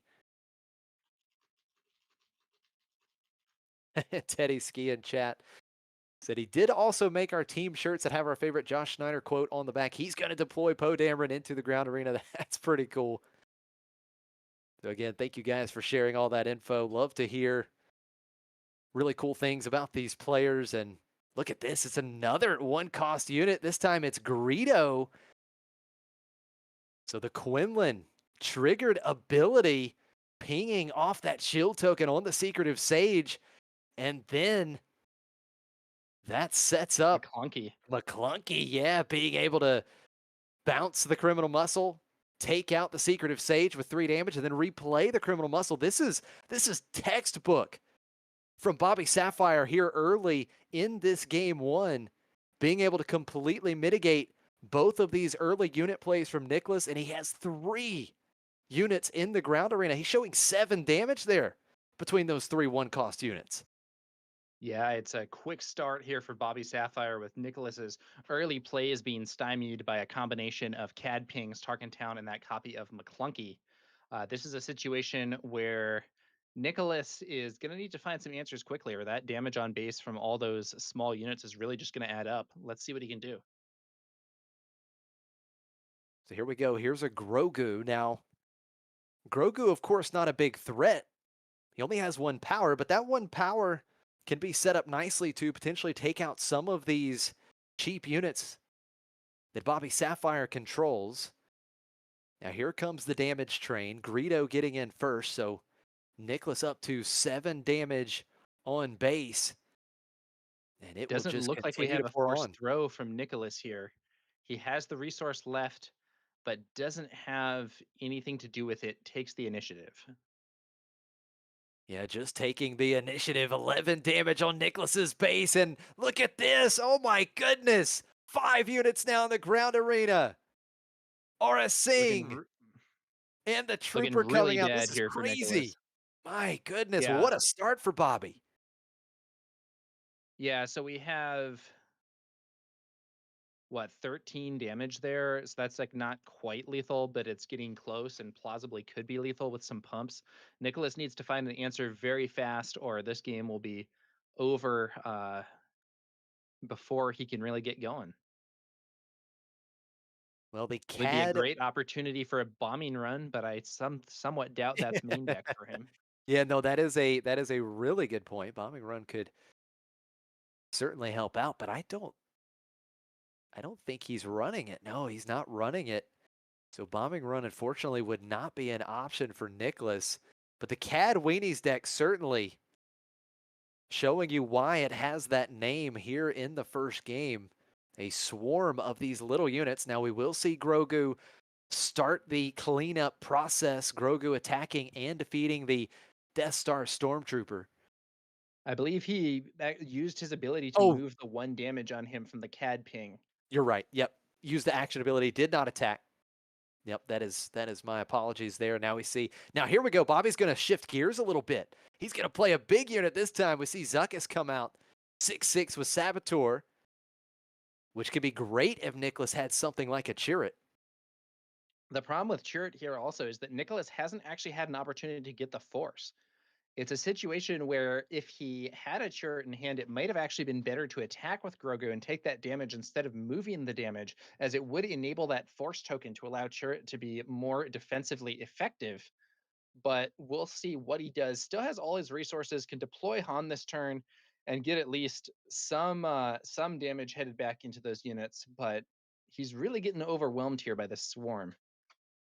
Absolutely, Bobby has done a fantastic job just loading up this ground arena in game one. We see another 3 damage from Greedo.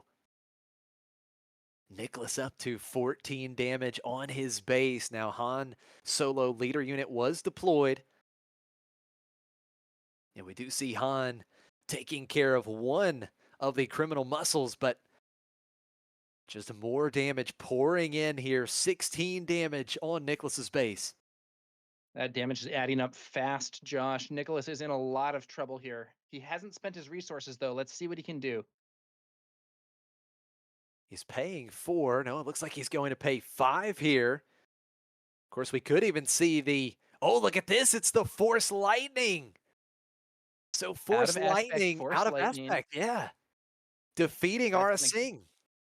and that is gonna set him up for a potential Mortis Anakin double -3/-3, since he has now both a heroism and a villainy card in his discard pile, with the Yaddle for heroism and the copy of Force Lightning there for villainy. However, I'm not sure that will be enough. Yeah, it is a good point. Being able to get the villainy card in the discard pile, very important for that Anakin Skywalker. But Bobby Sapphire does have the initiative here, and with Zuckus, that 6/6 unit in the ground arena coming through, that is going to be 22 damage on Nicholas's base. Does he have that Anakin? Can he take out potentially both of these cheap units? The problem is he still has to find an answer for that Zuckus, because if Zuckus swings again, that would be game. Yeah, I'm not sure Anakin is actually going to be a viable response here. Maybe he could, yeah, I guess maybe he could do like use Grogu to move damage or swing to kill one of these units. The other one swings, Han crashes into Zuckus, and then you play Anakin. But even then, Cad Bane flip would put him in massive trouble, and it looks like he's scooping it up. Yeah, Nicholas has seen enough in the first game, just cannot respond to the swarm. Bobby Sapphire with a strong win in game one. He has the early lead, now just one win away from the finals as these players get ready to take a look through the sideboards. Yeah, Nicholas was really not able to slow Bobby Sapphire's momentum with all those one-drop units. He removed a few of them, but Bobby Sapphire just kept playing more, and the Han Solo deck didn't really feel like it had much of a chance to get its defenses up. Yeah, no, you are absolutely right. It was the perfect swarm early, being able to take out Nicholas's turn one play, then his turn two play as well.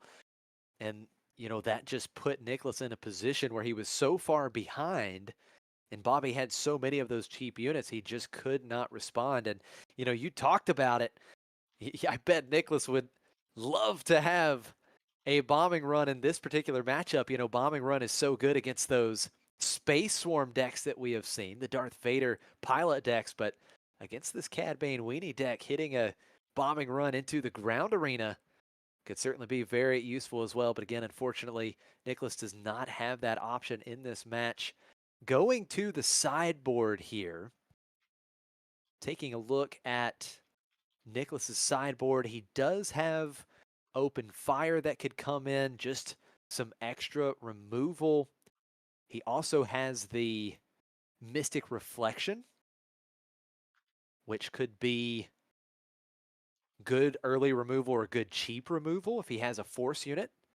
So he does have some extra removal in the sideboard that could come in. And interestingly enough, Nicholas actually has one Chirrut in the sideboard as well. So there was two Chirrut, the 4-cost 3/5 from Legends of the Force in the main deck, and one in the sideboard. So I would definitely expect to see that Chirrut come in, and I think Mystic Reflection could be good against some of these weenies as well.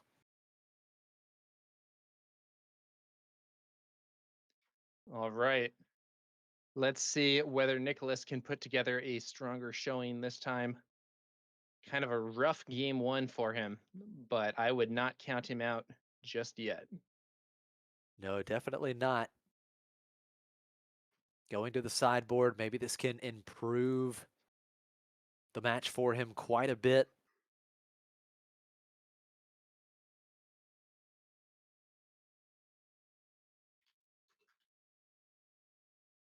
Now, at least the tokens are showing us that Bobby will start with the initiative once again. If Nicholas could dodge the early ping plus Tarkin Town, he would love to do so. Tower, how do you feel in this particular match if Bobby doesn't find two 1-cost units, which obviously there is a good chance that he does. He is running quite a bit of 1-cost units. But if he didn't find two and he were to pass, do you think Nicholas is happy just taking the initiative and moving on to turn 2? I given what happened in the first game, I think he probably would be happy with that. It's a lot better than the opponent developing 2 units, but we'll have to see how it goes. The players going ahead and drawing those initial hands.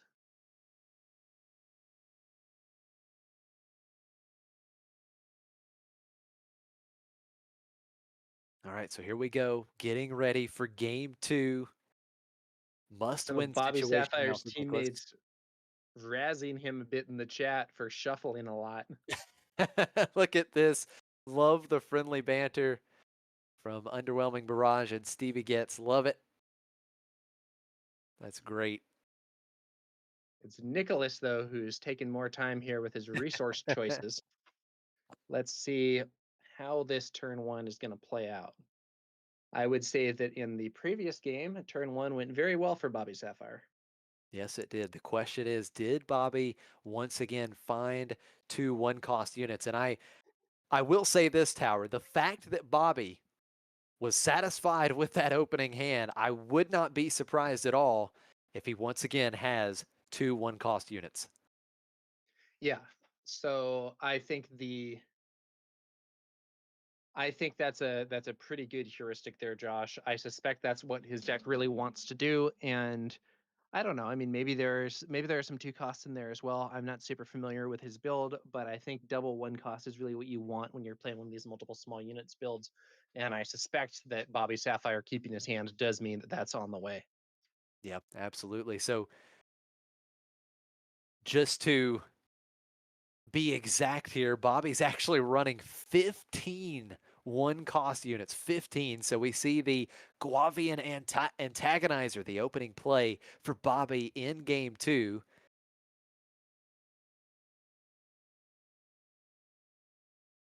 And now we are going to see Nicholas use the Han action ability, actually playing Owen Lars for free here. It only costs 1, so you play Owen for 1 less. He does take a couple damage, but if you're Nicholas, you're okay with Owen being defeated here. You do still get some value, and you would be able to search for a force unit. So now Bobby kind of has a decision to make on his side if he has another one cost unit. It looks like he just passes here, either passed or claimed. We see Secretive Sage coming out, so it was just a pass. Secretive Sage coming out for Nicholas. And now Bobby looks like he's going back into the arsenal of one cost units. Is a Criminal Muscle, and this is really strong because that Criminal Muscle, when played, can take out the shield token on the Secretive Sage, and then the Cad Bane trigger, finishing off Owen Lars. Let's see what Nicholas can find here with Owen Lars's ability. Would So be if a you're not, great time for a Ray, but I don't think that's going to be in the build here. we do see the Anakin Skywalker coming out into Nicholas's hand, and again, if you're not familiar with the Criminal Muscle, when played, you can return a non-unique upgrade to its owner's hand. So that shield token just gets defeated, not actually returned to Nicholas's hand. And we do have Nicholas claiming the initiative.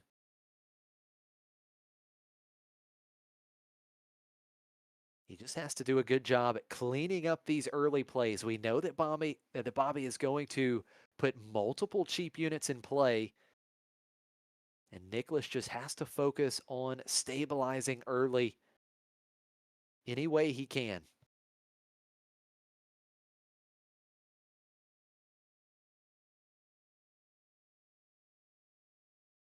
So Secretive Sage attacking and making the trade with Criminal Muscle.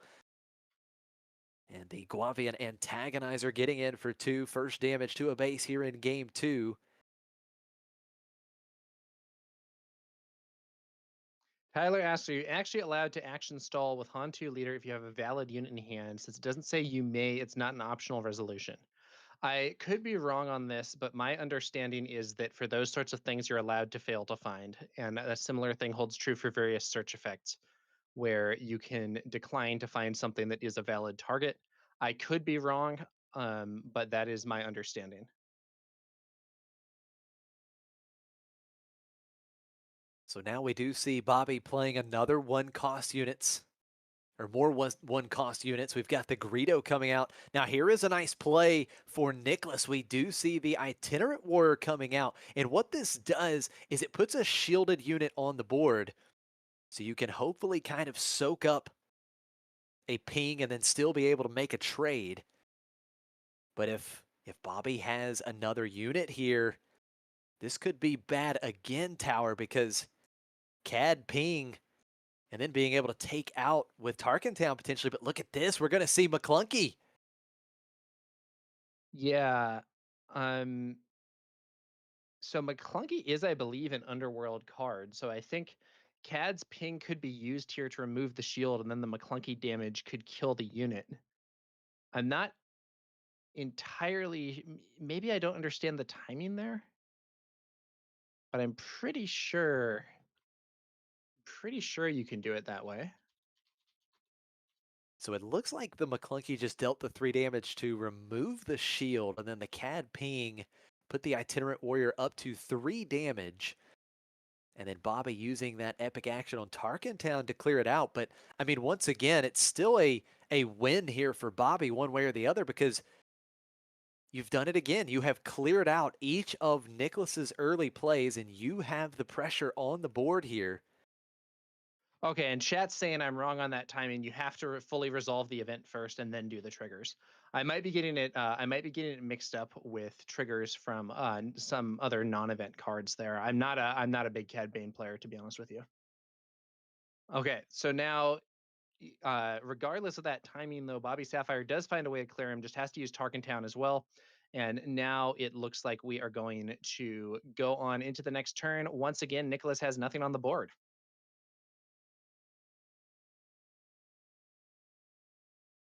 So here we go. We've got Greedo getting in for 3. Nicholas coming with another Owen Lars here. I kind of like this play. I believe Nicholas just passed, waited for Greedo to get in first, then he dumped the Owen Lars out. If Owen Lars does stick on the board for Nicholas, it does have Restore 2, which could certainly be meaningful. And now we are going to see the Mist Hunter for Bobby Sapphire. First time in this match, and it's Cassian Andor for Nicholas. One thing that's good for Nicholas here, that Cassian Andor has 5 HP, so can certainly soak up some damage and help clean up this ground arena. We do see the Antagonizer attacking and defeating Owen Lars after the Cad Bane triggered ability dealt that 1 damage to Owen Lars.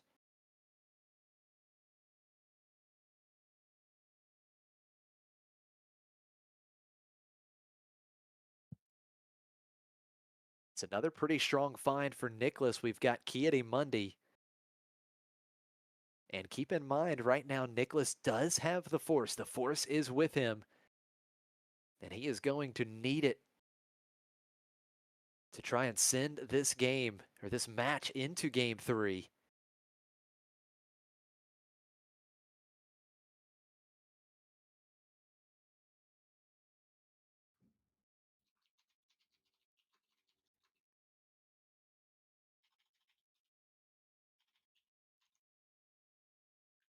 So right now, we do still have Bobby Sapphire controlling several units on the board, but Nicholas does have the Cassian presenting an answer to these ground units. Nicholas will be on 5 resources this turn. So Han Solo can be deployed. That can also help in cleaning up the ground arena. Now, I do have to say, Tower, it feels like a little bit of a better start for Nicholas, right? Bobby has not been able to swarm quite as much as he did in the first game. Yeah, that's absolutely right, Josh. We saw all those one costs offering a lot of power there in the previous match, and you know it's looking a little better, like you said. And here's an open fire to remove that Mist Hunter. Very, very solid play, because you know there was a great chance that Bobby Sapphire could play a bounty hunter and get some card draw off of the Mist Hunter. So we are going to see IG 2000 coming out, dealing a damage, or a couple damage, with the Cad Bane ping plus the when played ability on IG 2000. So Cassian Andor just has 1 HP remaining.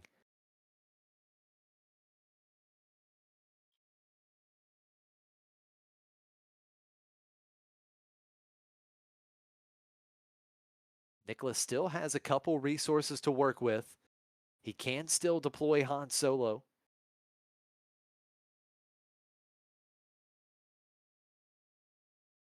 So just trying to stabilize here, get to that point where he can start to turn the corner. We do know that Cad Bane will be something that he has to deal with on the next turn. So Han Solo leader unit deployed, attacking and defeating Greedo. So Greedo, that when defeated trigger, discarding the top card. It is not a non-unit card, so no extra damage going over to Nicholas's units in the ground arena. And now we have some restore for Nicholas as well as he plays Yaddle. Nicholas definitely in a better spot this game than he was in the previous one, but he is by no means in total control here. We'll see what Bobby Sapphire does going into this 6 resource turn, which is likely to feature a Cad Bane leader deployment. Yeah, absolutely. Now, Bobby right now has the space arena uncontested, and Cad Bane could come out and certainly put on some good pressure as well. But the question is, has Nicholas found his Chirrut, right? If he's found the Chirrut, that could be a big obstacle for Cad Bane and Bobby Sapphire to deal with. We know that Nicholas has the Force. He also has Kiadi Mundi in hand. Keep that in mind, unless he has resourced it. He did find the Kiadi off that Owen Lars trigger last turn. So he does have some card draw capability as well.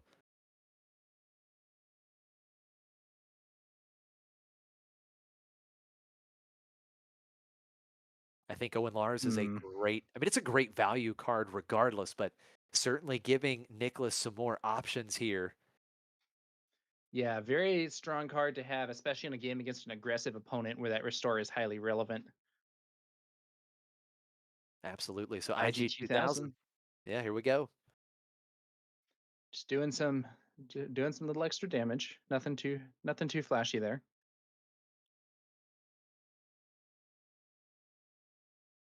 Now, who blinks first on this turn? See, Nicholas has 3 ready units in the ground arena, so he could use some of these units to start attacking and see what Bobby plays. And I think Yaddle was a great option here because you get that 2 damage in, you get to restore 1. Every damage that you can restore in this game, knowing that you're playing this aggressive Cad Bane deck, it is super critical.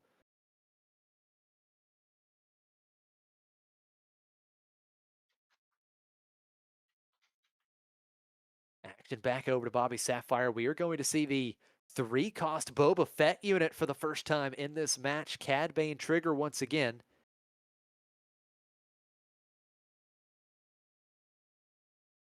So that will be another damage to one of Nicholas's units here.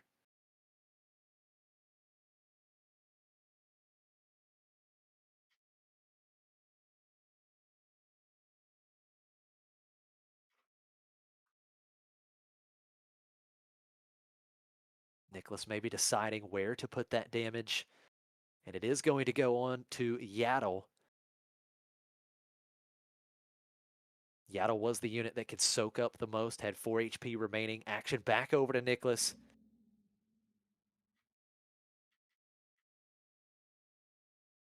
Classic Boba Fett Disintegrator, a card that was sort of a terror in set 1, but has become much less frequently seen. However, still a decent card for sure. Here comes that Cad Bane leader deployment. Yeah, Nicholas dancing around it a little bit. Han Solo got into Tarkin Town for 3, but Cad Bane out now. Nicholas is going to put 3 damage on Cad Bane with Cassian Andor, and now we are going to see Bobby swinging for a total of 4. Cad Bane has 2 power plus raid 2, so attacks for a total of 4. And here is Luke Skywalker, triggered with a -6/-6 because Cassian Andor was defeated. Cad Bane leader unit wiped out here. Very strong play for Nicholas.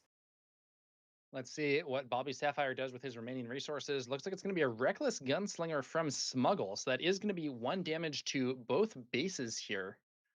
Did Bobby put the 1 damage on his base?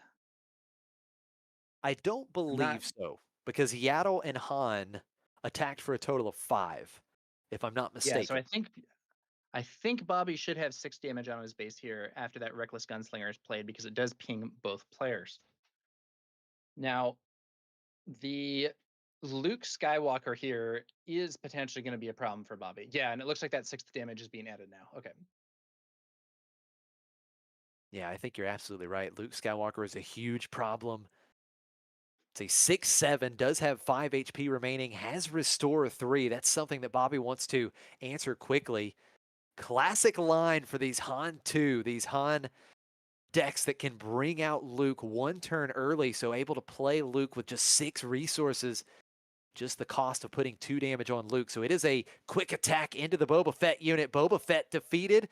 Nicholas restoring 3.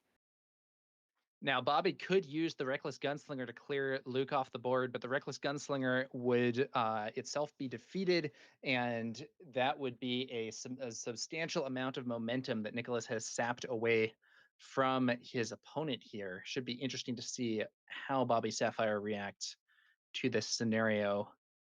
Reckless Gunslinger not having enough power to defeat either Yaddle or Han Solo unless there's some kind of buff.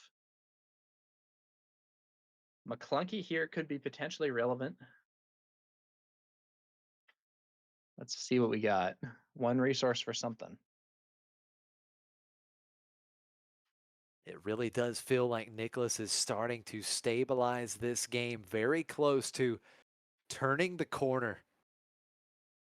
Bobby with clearly a tough decision to make. Can It's going to be Bobby one regain some resource, momentum? McClunky. Killing Luke. There's the ping. Well, certainly not a bad play. Reckless Gunslinger is bounced back to Bobby's hand. And you answer the very threatening Luke Skywalker that is continuing to restore 3 from Nicholas's base if he sticks around. Yeah, that Luke has got to go. Not only is it a ton of power on Nicholas's side of the board, but maybe more importantly for this scenario, it's restore 3. But here's another Luke. Oh, Wow, back-to-back turns with Luke Skywalker. that is not what Crazy Bobby stuff Sapphire for wants to Nicholas. see here. IG No, 2000 off the board, -6 because the previous Luke was defeated, and I think Bobby's scooping it up. there you go. Back-to-back turns with Luke Skywalker. Bobby said that is too much for me. Too much force here in game 2 for Nicholas. He has tied it up. We'll have a game 3 in the semifinals here at Tabletop Gaming Center.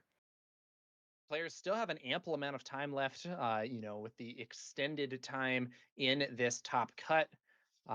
Round 1 was a very strong win for Bobby Sapphire. Round 2 was a pretty convincing win for Nicholas. Let's see what happens here in game 3 as we move on to the final game of the match. Winner moves on to the finals. Well, this is what we want to see, folks. A game 3, a chance to get into the finals, a chance for both of these players to potentially get their first planetary qualifier championship. Big That opportunity here. Luke Skywalker Jedi Knight has essentially ever since set 1 been one of the best cards in the game. Oh, absolutely. That card is phenomenal. And I think the advent of some of these more force-based strategies here has made him, if anything, even better. He enables force throw. He can attack and get you the force token. Just a really strong card all around. Yeah, there's no doubt. In game 2, Luke Skywalker, the Jedi Knight, was Nicholas's knight in shining armor, helping him cross the finish line in game 2. Nicholas had his back against the wall, but was able to kind of dodge the big swarm in game 2. Of course, we saw Bobby in game 1. It was a ridiculous swarm early in the game that Nicholas just could not answer. Now, here in game 3, it looks as though Bobby Sapphire is going to let Nicholas go first. So Nicholas will have the initiative.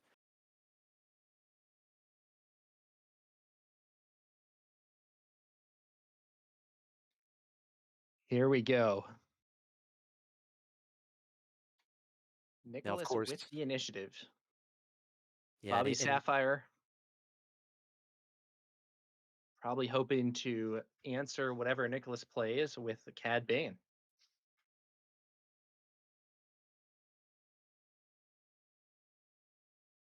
I think Nicholas Nicholas with the could, initiative. Maybe he's happy to pass here and just kind of wait and see what Bobby does. yeah, there is a weakness. We were discussing this a bit earlier. If Nicholas passes and Bobby Sapphire plays a 1-drop, then if Nicholas passes again, Bobby Sapphire can take the initiative and deny Nicholas a turn 1 play. Whereas if Nicholas then plays a card, it can potentially get pinged anyway by a second 1-drop from Bobby Sapphire.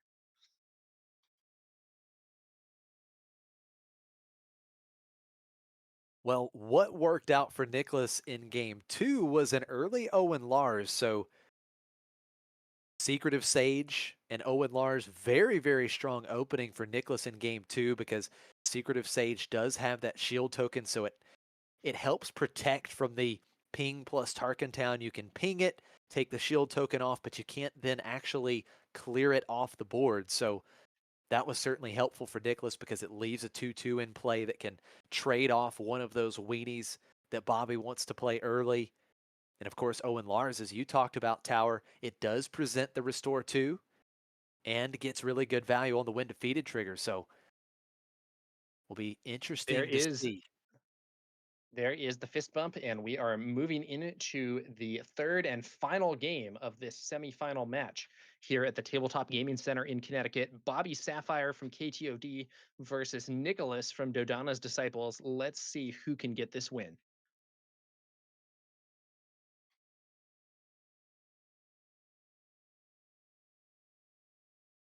The Bobby Sapphire's teammate still roasting his shuffle time in the chat, but with the extended rounds here for that top cut, they still have an ample 36 minutes remaining before time is called. I suspect that they will be able to finish this without even going into extra turns.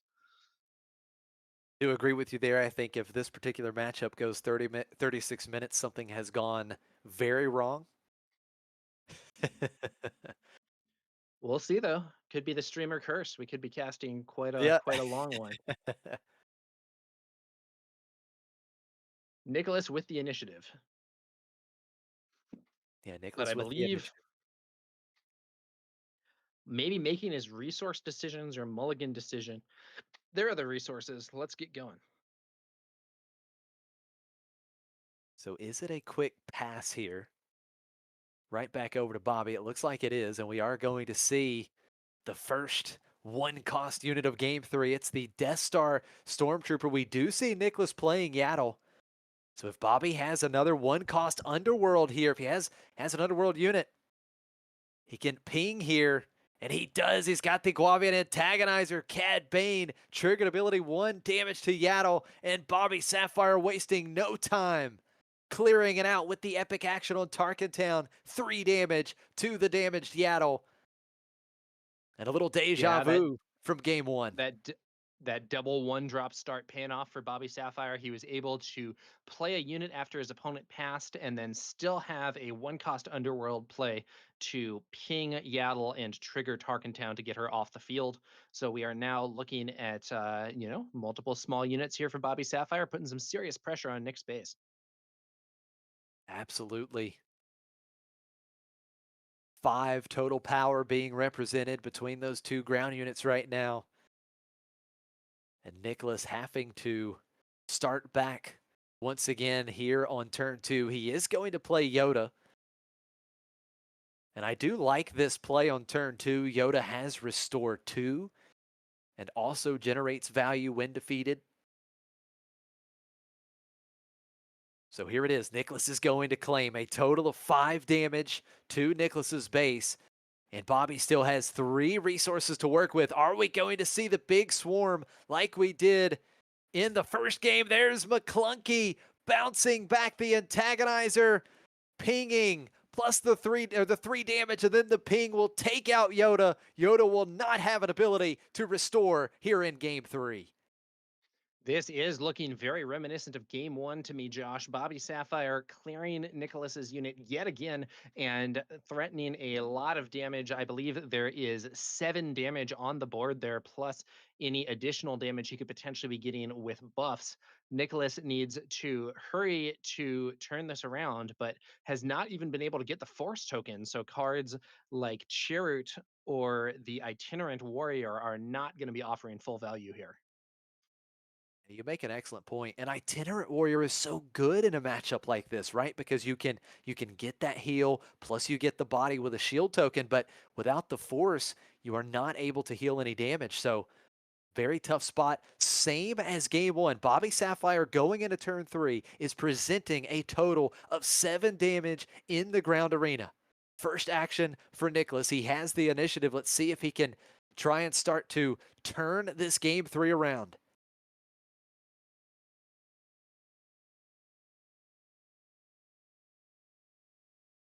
And I Nicholas believe is in Nicholas, trouble. I think he may have passed. yeah, just passing early. So now the damage train starts to roll through. 3 damage with the Stormtrooper. That's 8 damage on Nicholas's base. 20 HP remaining. And Bobby Sapphire's base is still untouched, 25 HP remaining, though Target Town has been used. However, Nicholas really needs to get something going here. So it looks like maybe another pass Criminal Muscle getting in for 2. There is the Itinerant Warrior. We talked about it. Unfortunately, no force, so Nicholas will not be able to heal any damage from his base, but you do get a 4/4 with a shield token. Action back over to Bobby. Does he have an Underworld unit? You bet you.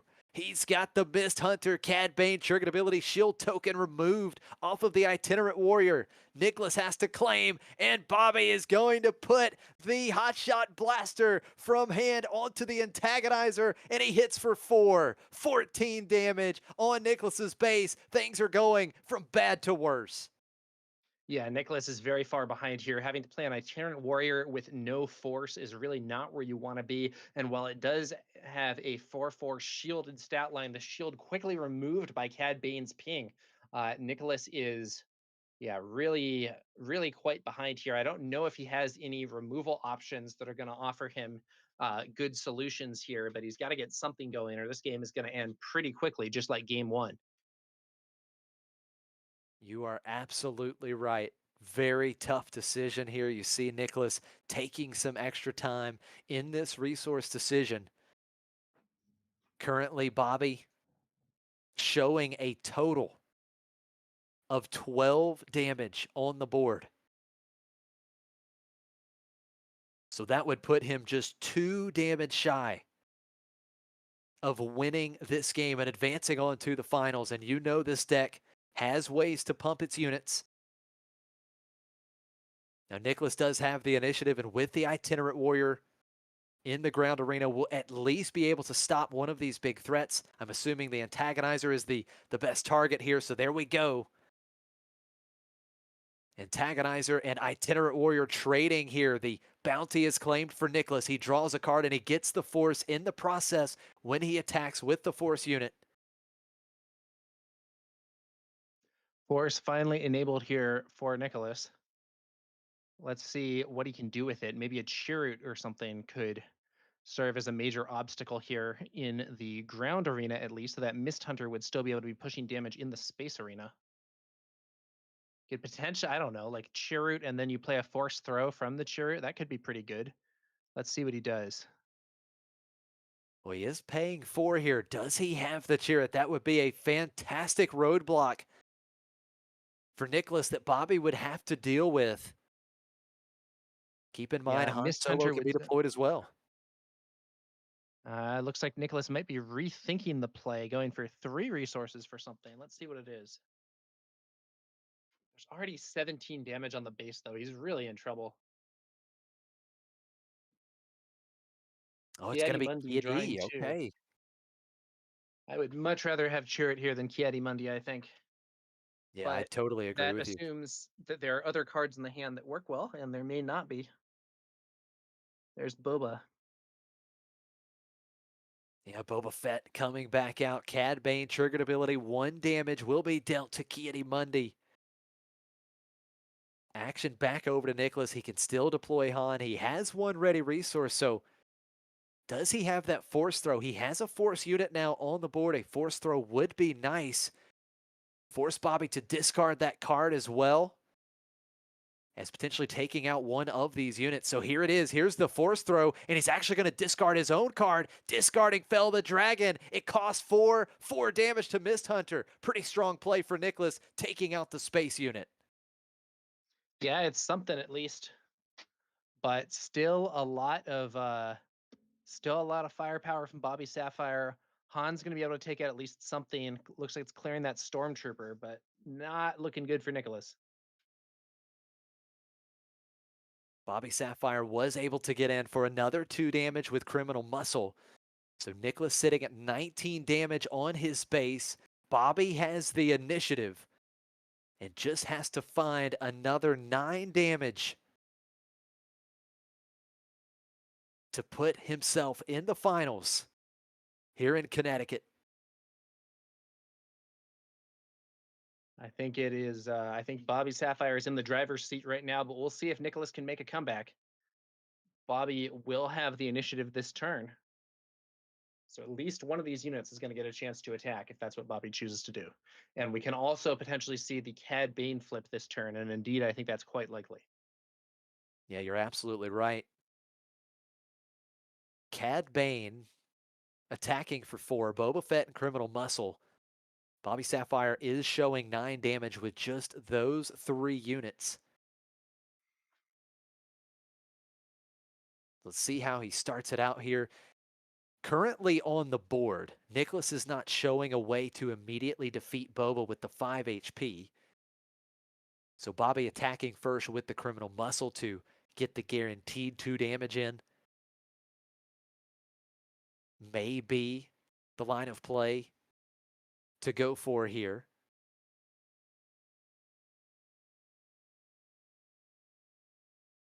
Boba Fett does do 1 more damage, but again, we know that Criminal Muscle can be defeated with 1 action. Yeah, I mean, we could potentially see some kind of buff from Nicholas to defeat Boba. Not sure though. Ruthless Raider for Bobby Sapphire. 2 more on base. Yeah, Ruthless Raider, when played, you get to deal 2 damage to a base and a unit. So that is going to put Nicholas up to 21 damage on his base. 2 damage on Kiadi there, it looks like. Nicholas still has to deal with not only the stuff on the board right now, but also that Cad Bane leader deployment. So I really like this play from Bobby by playing the Ruthless Raider first. You know, he chose not to attack with the Criminal Muscle, but putting that 2 damage on Kiadi means that both Han and Kiadi, if they attack into the Criminal Muscle, the Kiadi would be defeated. Han would only have 1 HP remaining. So I think this is a pretty strong setup play for Bobby. We know that Cad can ping very well. So with 1 HP remaining on Han, if Nicholas does decide to take out that Criminal Muscle, should be pretty easy for Bobby to deal with. Swing from Han does remove Criminal Muscle.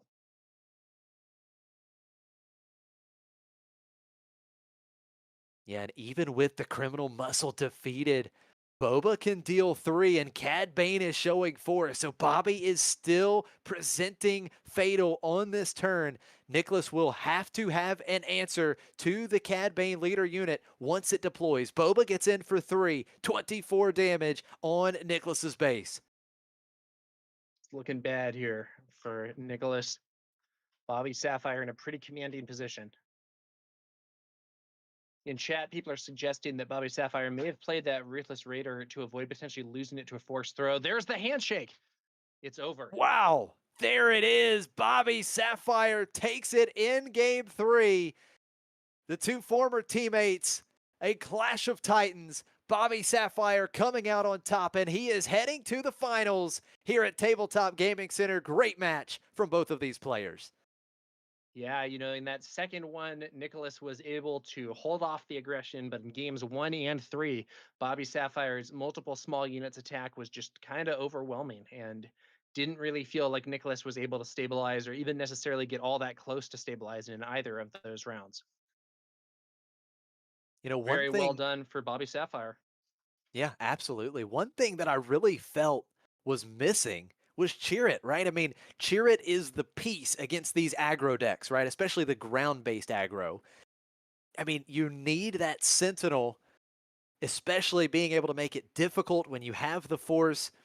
And unfortunately, Nicholas just wasn't able to do anything with Chirrut in that match. Yeah, I mean, he was struggling to even get the force token, to be honest with you. Yeah. It would have been useful to have in kind of the mid game of that last one, but couldn't find it, or maybe needed to play Kiadi instead to draw some cards. Not entirely sure what the situation was with cards in hand, but one way or another, Chirrut didn't hit the board, and those ground units indeed were able to swarm and overwhelm things. Yeah, absolutely. And and I think even without the force, right? I mean, just having a sentinel unit, a sentinel big body in the ground arena just to be able to try and soak up some of these small one cost units. I mean, I think it would have went a long way, but just wasn't able to put it together and line it up just right. So, what a match. Bobby Sapphire advancing on, and we know that Bobby Sapphire will be so hungry for this first planetary qualifier win, locking up some additional points. Bobby Sapphire will be guaranteed 35 points as a finalist. So I don't know his exact total right now. If someone in chat knows, please feel free to drop that. Would love to know Bobby Sapphire's total points coming into this tournament. But he is guaranteed another 35 and 25 points for Nicholas. All right. Victory there for Bobby Sapphire, Cad Bane, Tarkentown, Swarm deck moving on to those finals. And we are going to have a quick break here, I believe. Claire is about to go and check on the other match, and we should have the finals for you shortly. Once that match concludes, I believe I can see them still playing on the crowd cam though. So stay tuned for more here at the Tabletop Gaming Center in Connecticut.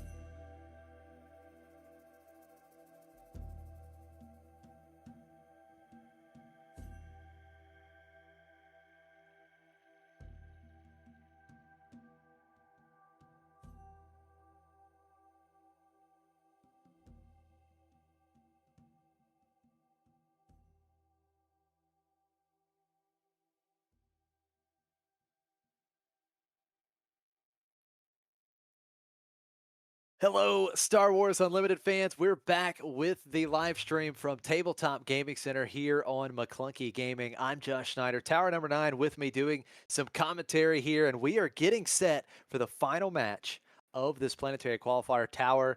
It has been a fantastic tournament. It all comes down to this: two players looking for their first PQ win. Yeah, we have on the left here, it's Bobby Sapphire from KTOD. We saw his very strong victory in the semifinals with his Cad Bane Tarkentown multiple small unit build. He is now going up against Lewis, who is running the Yoda Red Force.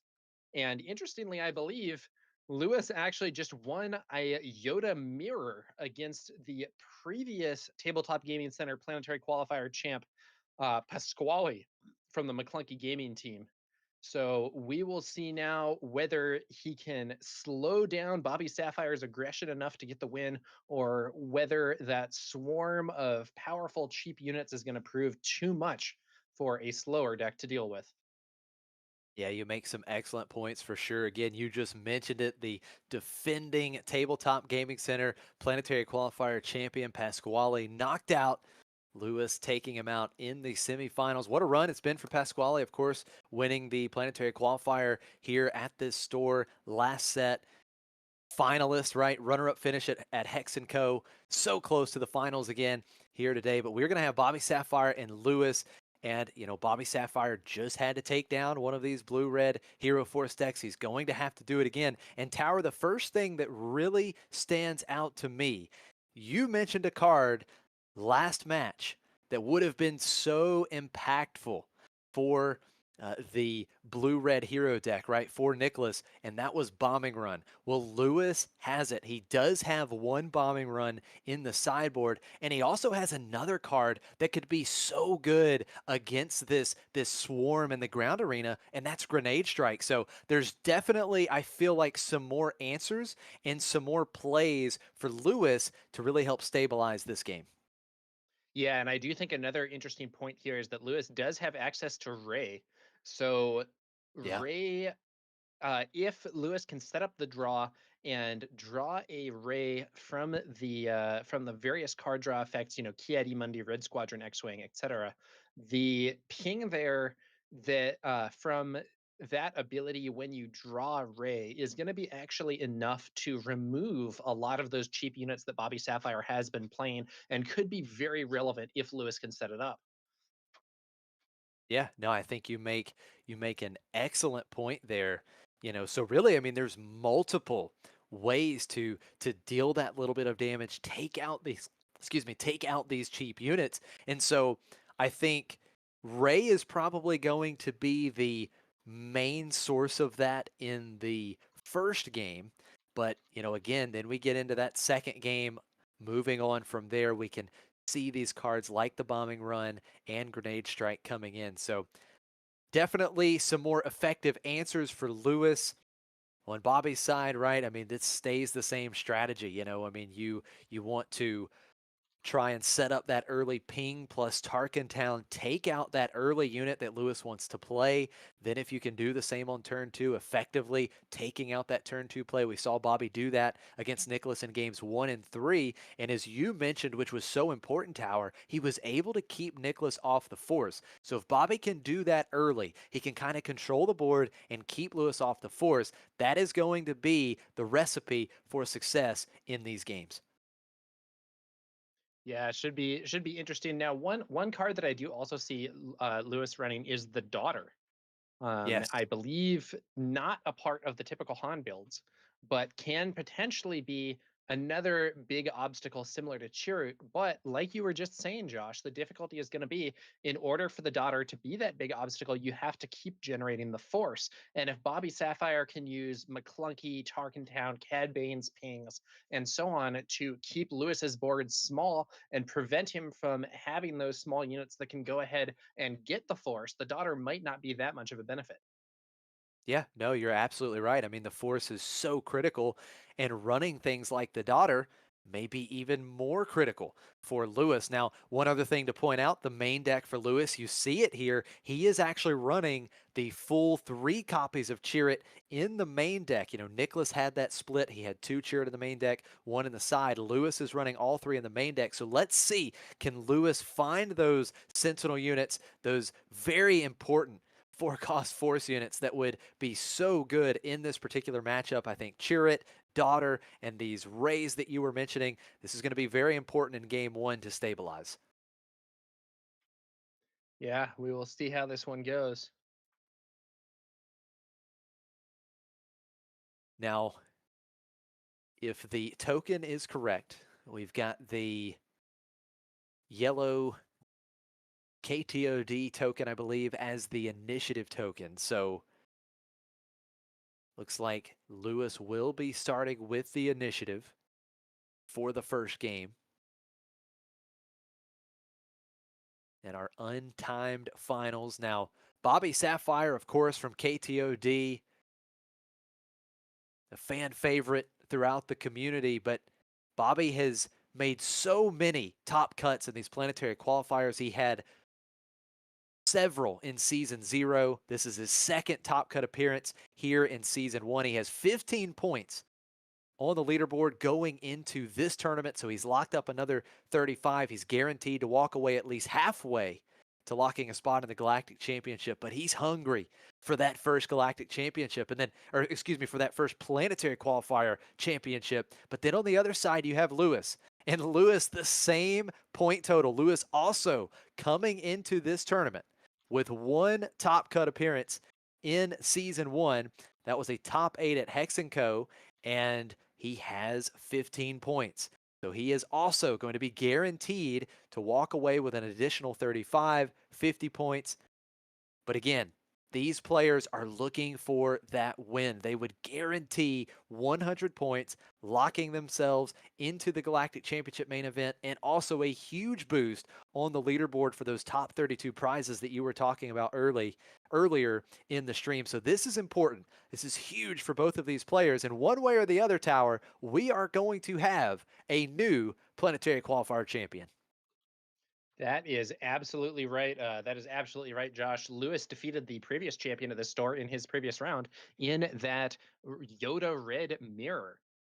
So I believe that is likely going to be kind of a long and crazy mirror.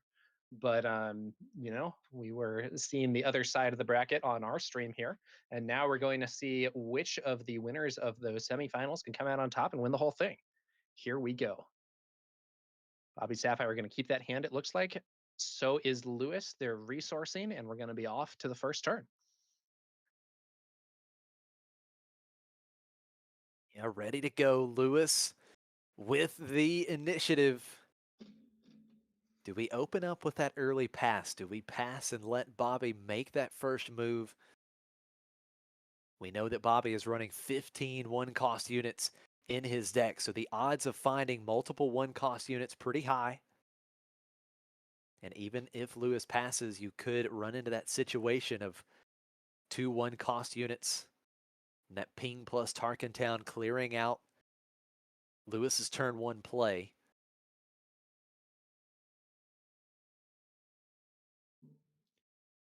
We seeing no plays from either side here on that first turn. I think that might be what just happened. Yeah, you're absolutely right. So no plays. That's very surprising. No plays for Bobby Sapphire. And of course, he is wanting to swarm this board. And I think if you're Lewis, right, you have to look at that as a win, right? I mean, if you're not staring down 2 1-cost units going into turn 2, I would Yeah. like that personally. Yeah, you know, I think Lewis is playing the slower, more controlly deck, and having no units played on either side on turn 1, I think suits him just fine. But let's see how things develop here as Bobby Sapphire brings out a Death Star Stormtrooper.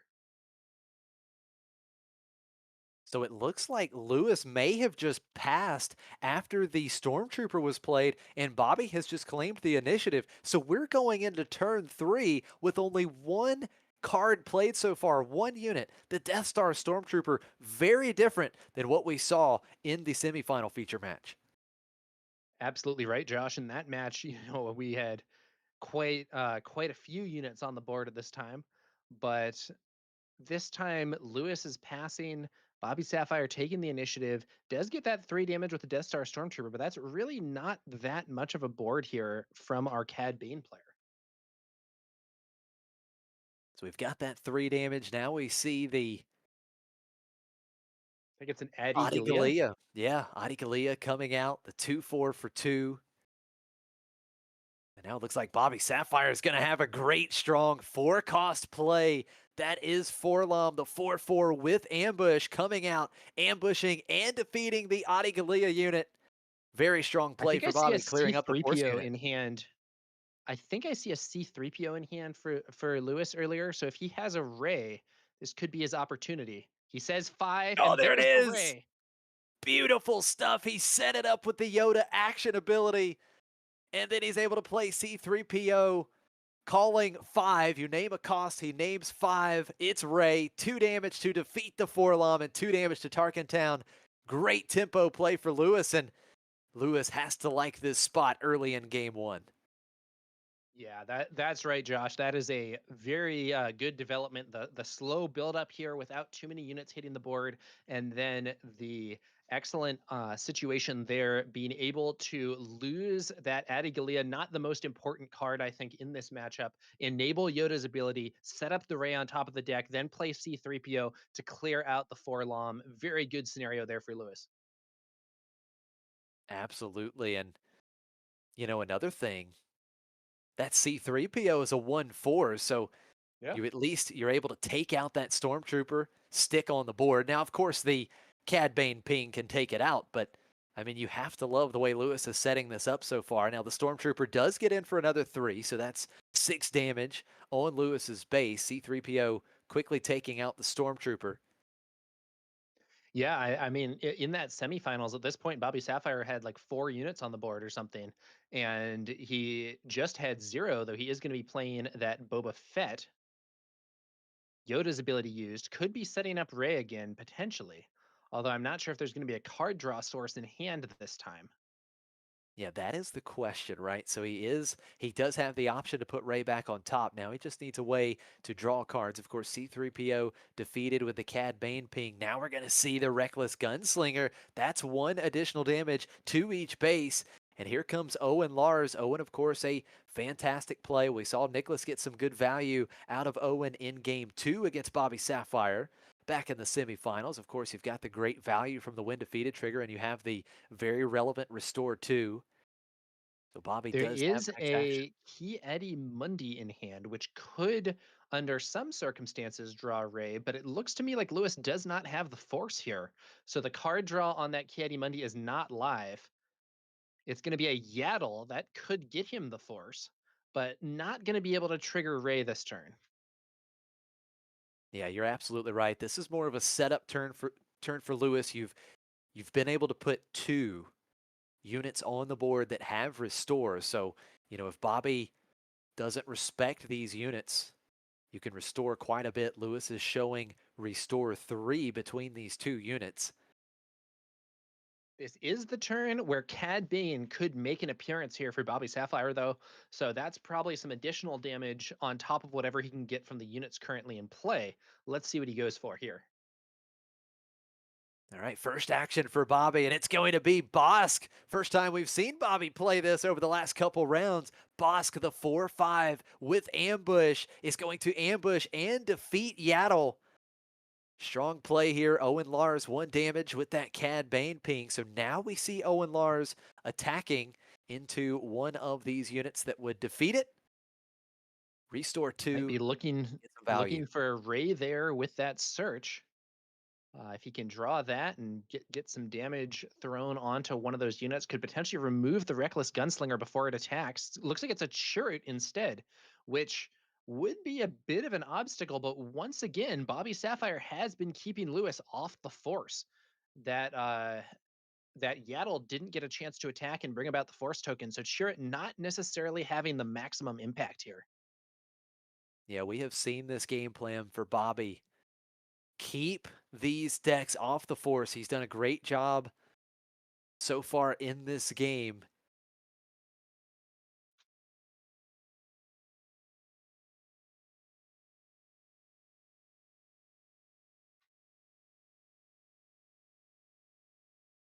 Now we see the Yoda action ability used.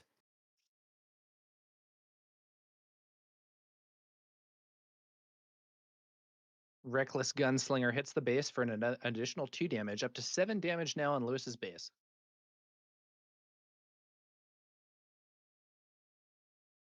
Now Boba coming in as well, so that's double digits in terms of damage on Lewis's base. 10 damage. We see another Owen Lars. And here it is. Bobby is going to deploy the Cad Bane leader unit. What is the response for Lewis? Is it that Chirrut? We know he has Chirrut, but again, as you mentioned, no force. Could still obstruct at least one attack from Cad Bane. Open fire to kill Bosk, it looks like. Okay, well, at least we are removing a decent threat off the board. 4 damage to Bosk. Bosk only had 3 HP remaining, so the action back over to Bobby.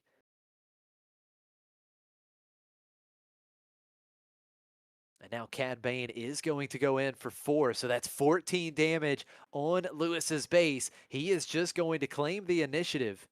Now, Bobby still has 1 ready resource, and we know that this deck is good at taking advantage of 1 resource. There it is, another unit in the ground arena. It's the Guavian Antagonizer. That is going to be another Underworld unit for Cad Bane leader units. Triggered ability, 2 damage to Owen Lars. And this is what Bobby wants to see. A board full of units, 4 units in the ground arena. It does look like Lewis is stumbling a little bit here. He had a pretty strong opening, but now Bobby's being able to build up that board, and Lewis has not successfully put up much of a defense against these units here. He's going to have to change the pace a bit if he wants to stabilize, but he is going to be able to get Yoda on the field shortly. Yeah, that's important, right? That is the really important fact.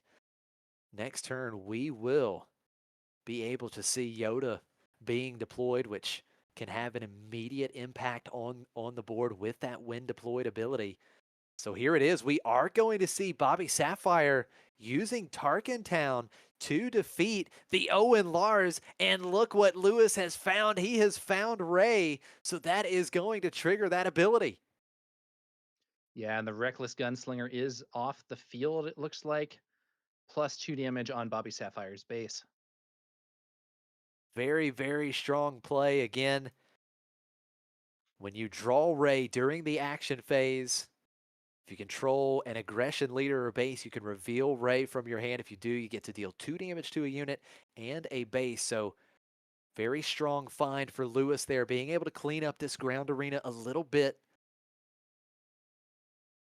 Trying to Now, take off some of the pressure. I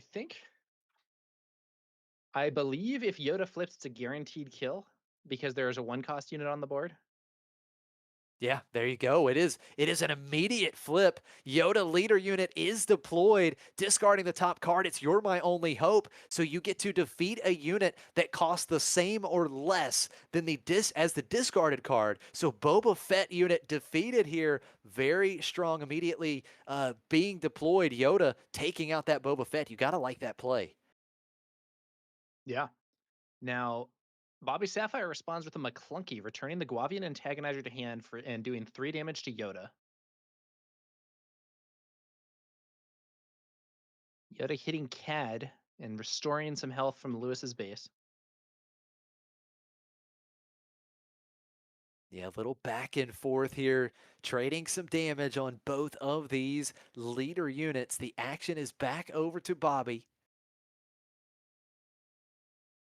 See where he goes. Cad Bane is going to go to base here. That will bring Lewis's damage total up to 16.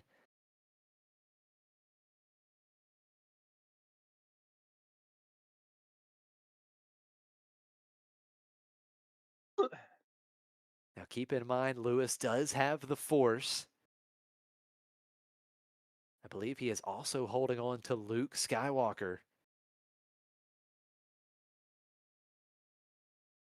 What does he play here?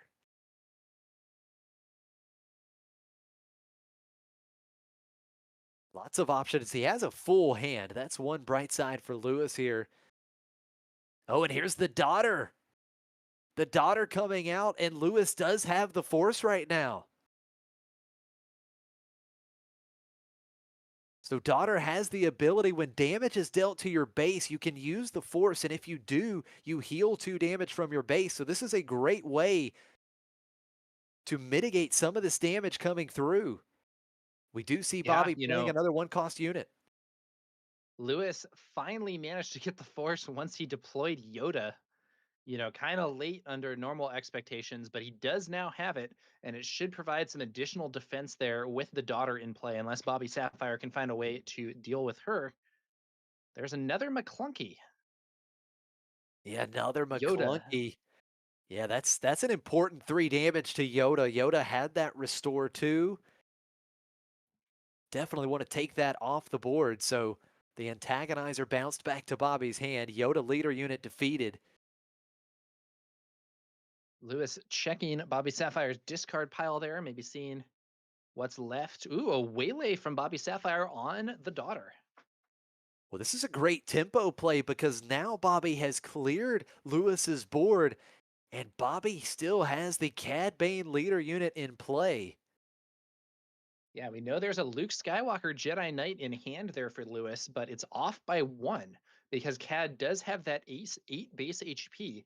And unless Lewis can get a unit of his defeated this turn, the Luke will only be able to give -3/-3, not -6/-6. Yeah, that is a great point. Luke Skywalker not enough to defeat Cad Bane right now. We do know that Lewis has other options, things like open fire. Mace Windu with the Force could also deal that 4 damage needed. Let's see how Lewis starts. And it is going to be Chirrut here. So we do finally see that 4-3-5 Sentinel unit coming out into the ground arena.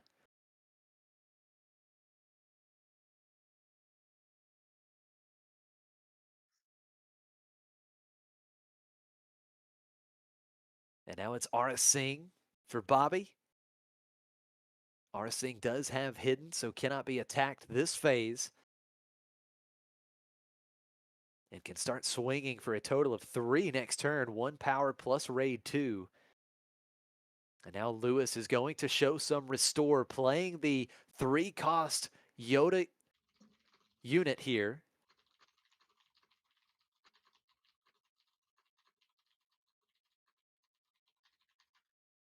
The Cad Bane triggered ability was able to deal 2 damage to the Chirrut, and we see another McClunky. Tower, I believe that's all 3 McClunkies, if I'm not mistaken, for Bobby here in this first game, and Chirrut is defeated. I think you're right on that one, Josh. I believe last turn we saw 2 McClunkies, and this turn the third Wow. one. What a play for Bobby, being able to clean up the Sentinel unit, and it opens the door for Cad Bane. Another 4 damage to Lewis's base, 20 damage on. He will replay Aura Singh and the antagonizer, Bobby Sapphire, keeping the pressure on here as we get into the late stages of Game 1.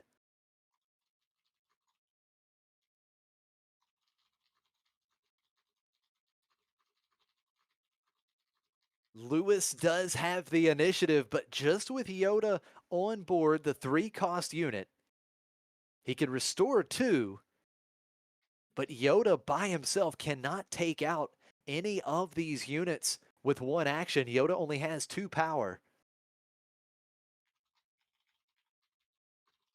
Now we are going to see the Luke Skywalker. Luke Skywalker giving the antagonizer -3/-3. So the antagonizer is defeated, and Lewis will be able to claim the bounty, drawing a card.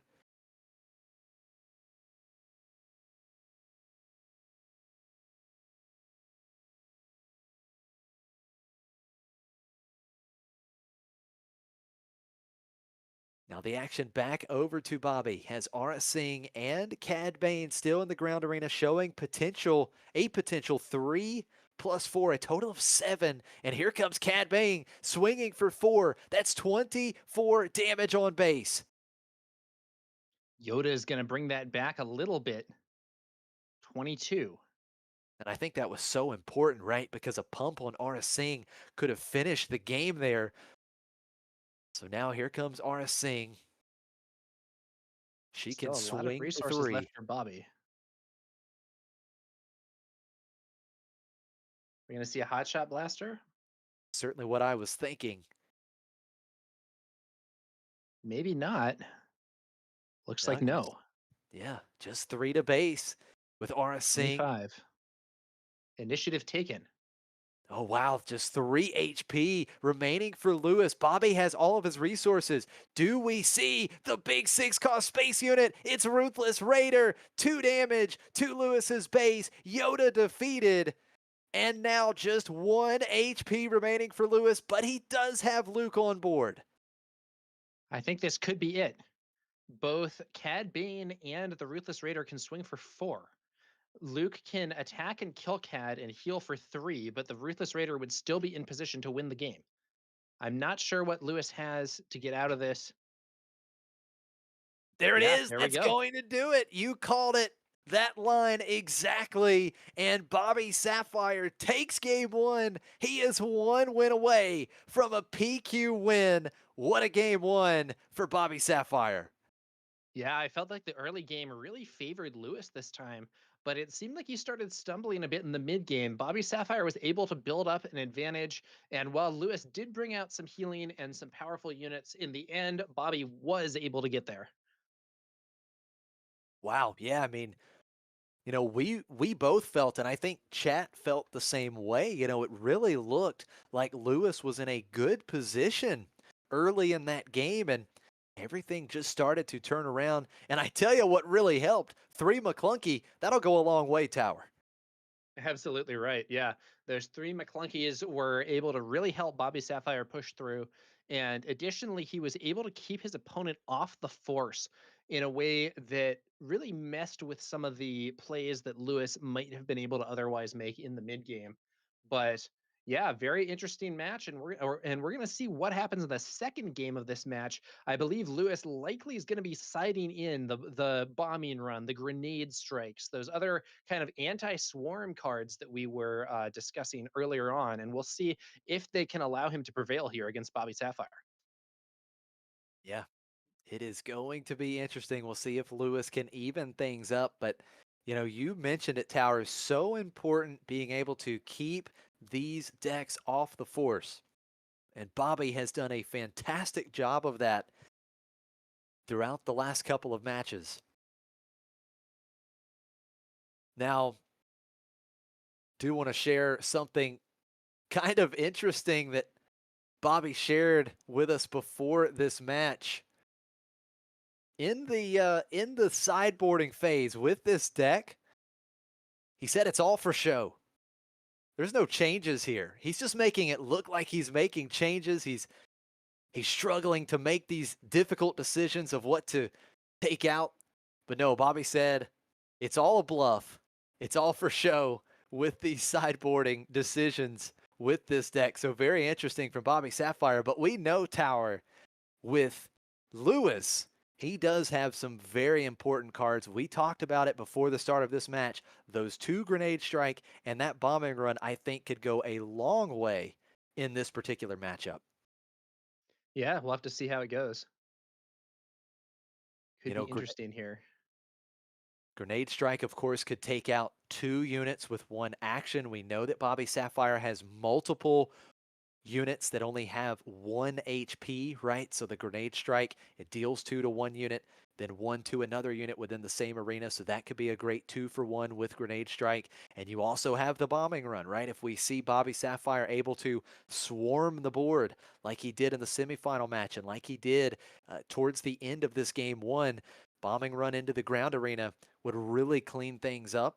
So we'll see if that works out. Another thing is Rivals Fall. I think if Lewis is able to control the board relatively well early in the game as we get towards deploying these leaders, once Cad Bane is deployed, I think that Rivals Fall could be important as well because Bobby Sapphire was able to put in a lot of damage with Cad Bane in game 1.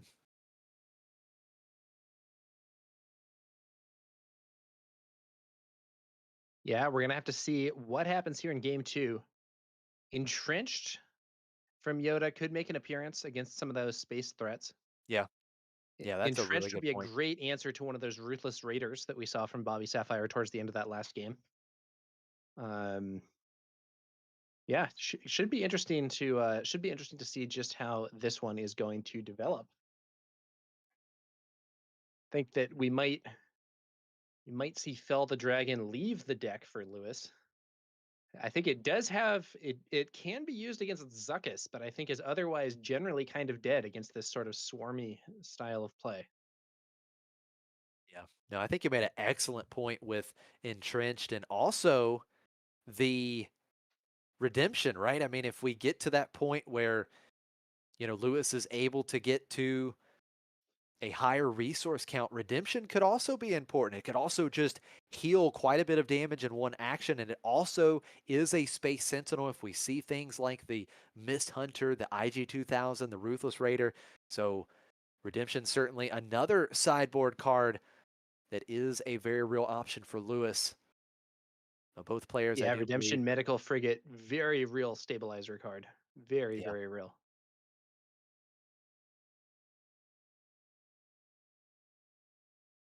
Yeah, Redemption, one of those units that just offers so much versatility. It costs 8, a 6/9 Sentinel in the Space Arena, which is massive, but when played, you can heal up to 8 total damage from any number of units and or bases, and that's what really brings the versatility of that card, is you can heal your base, but you can also potentially heal some of those units if they need to make some good trades and stay on the board. So you can do either one, heal the base or units, and then you deal that much to redemption. So redemption is essentially going to be damaged after you heal. But like you said, Tower, it is a really good stabilizing play. But it looks like Lewis is going to mulligan here. And as we have seen in a majority of these matches over the last couple rounds, looks like Bobby is happy with that opening hand.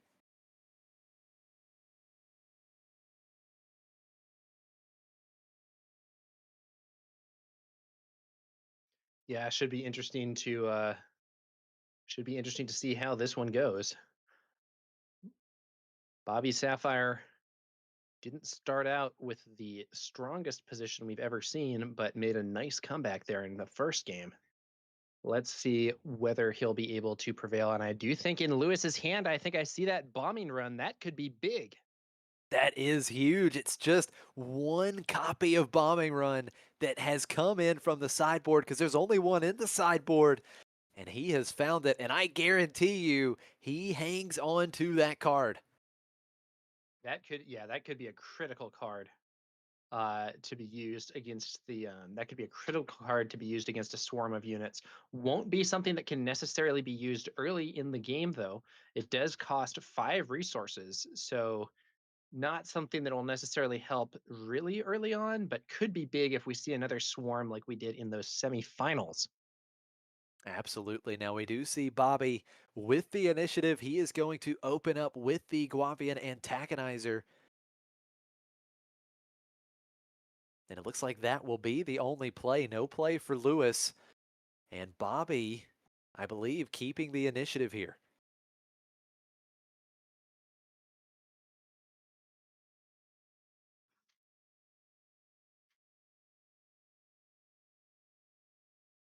So I believe that Lewis may have just passed after the antagonizer, and then Bobby said, okay, I'll take the initiative. And now we move on to turn 2. The antagonizer will get in for 2. So Bobby striking first in game 2. Yoda. Good Here chance comes this will Yoda. not. Good chance this will not stick around, though. I think there's a Ping plus Tarkentown in Yoda's future. Could be wrong.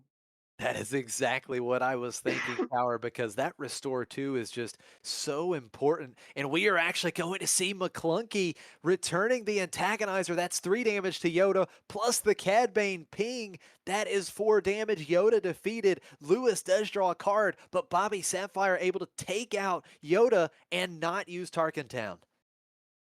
Yeah. So that Tarkentown's still going to be available for later on in the game. Might be a good answer to a chert or something. Lewis going to use Yoda's leader ability.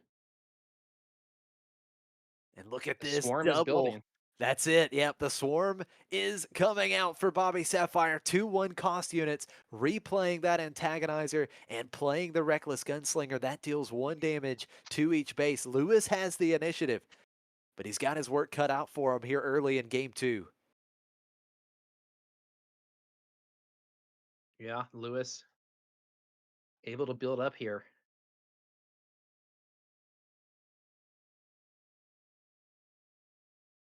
Horde of angry guavas indeed. Lewis has the initiative, and he is going to start with the 2-cost force unit. The Secretive Sage does have a shield token, but we know that Bobby can deal with that shield token very easily, and the antagonizer is just going to straight up deal with the Secretive Sage because the antagonizer has Saboteur. Yeah, probably a good play from Bobby Sapphire. They're getting rid of the Secretive Sage in a way that does not allow Lewis to fire off a potential force throw here. A force throw against Bobby Sapphire would be basically guaranteed to kill at least one of those units. Additionally, dealing with this Secretive Sage quickly is going to allow Lewis to, or is going to prevent Lewis from getting on the force. Here comes more Swarm.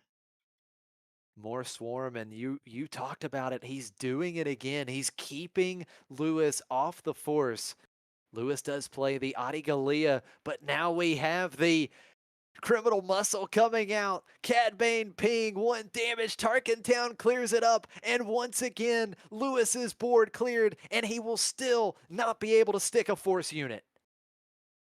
That's absolutely right. And I do believe we see a Kiadimundi in the hand, but it's not going to be able to draw cards because that force token still has yet to yet to get going for Lewis here against Bobby Sapphire's removal. I think here it What comes, we could Tower. see though is bombing run. There it There is. it is. He's got to do it. Bombing run, wiping the ground arena. Big time play for Lewis. He does get to claim the bounty. He draws Ray. So let's add some insult to injury here. Another 2 damage to Bobby's base. Being able to draw the card off the bounty when Lewis defeated that antagonizer. Now we see Bobby goes, all right, I'm just going to play a big threat now. We see Zuckus coming down. That big 6/6 unit with Saboteur. Yeah. So that bombing run, I believe, got a 4-for-1, which is pretty crazy value, at least when it comes to card advantage. But Bobby Sapphire is still keeping pressure on. So we have Zuckus here that can swing for 6, and Cad Bane can potentially flip this turn and swing for another 4. Yeah, you were And absolutely right. Still big pressure. Lewis still does not have the force. Still does not have the force, has no units on the board right now. Now we are going to see a pretty good threat. We do see Poe Dameron quick to improvise for Lewis. Lewis has 12 damage on his base. Bobby has 4 damage on his base.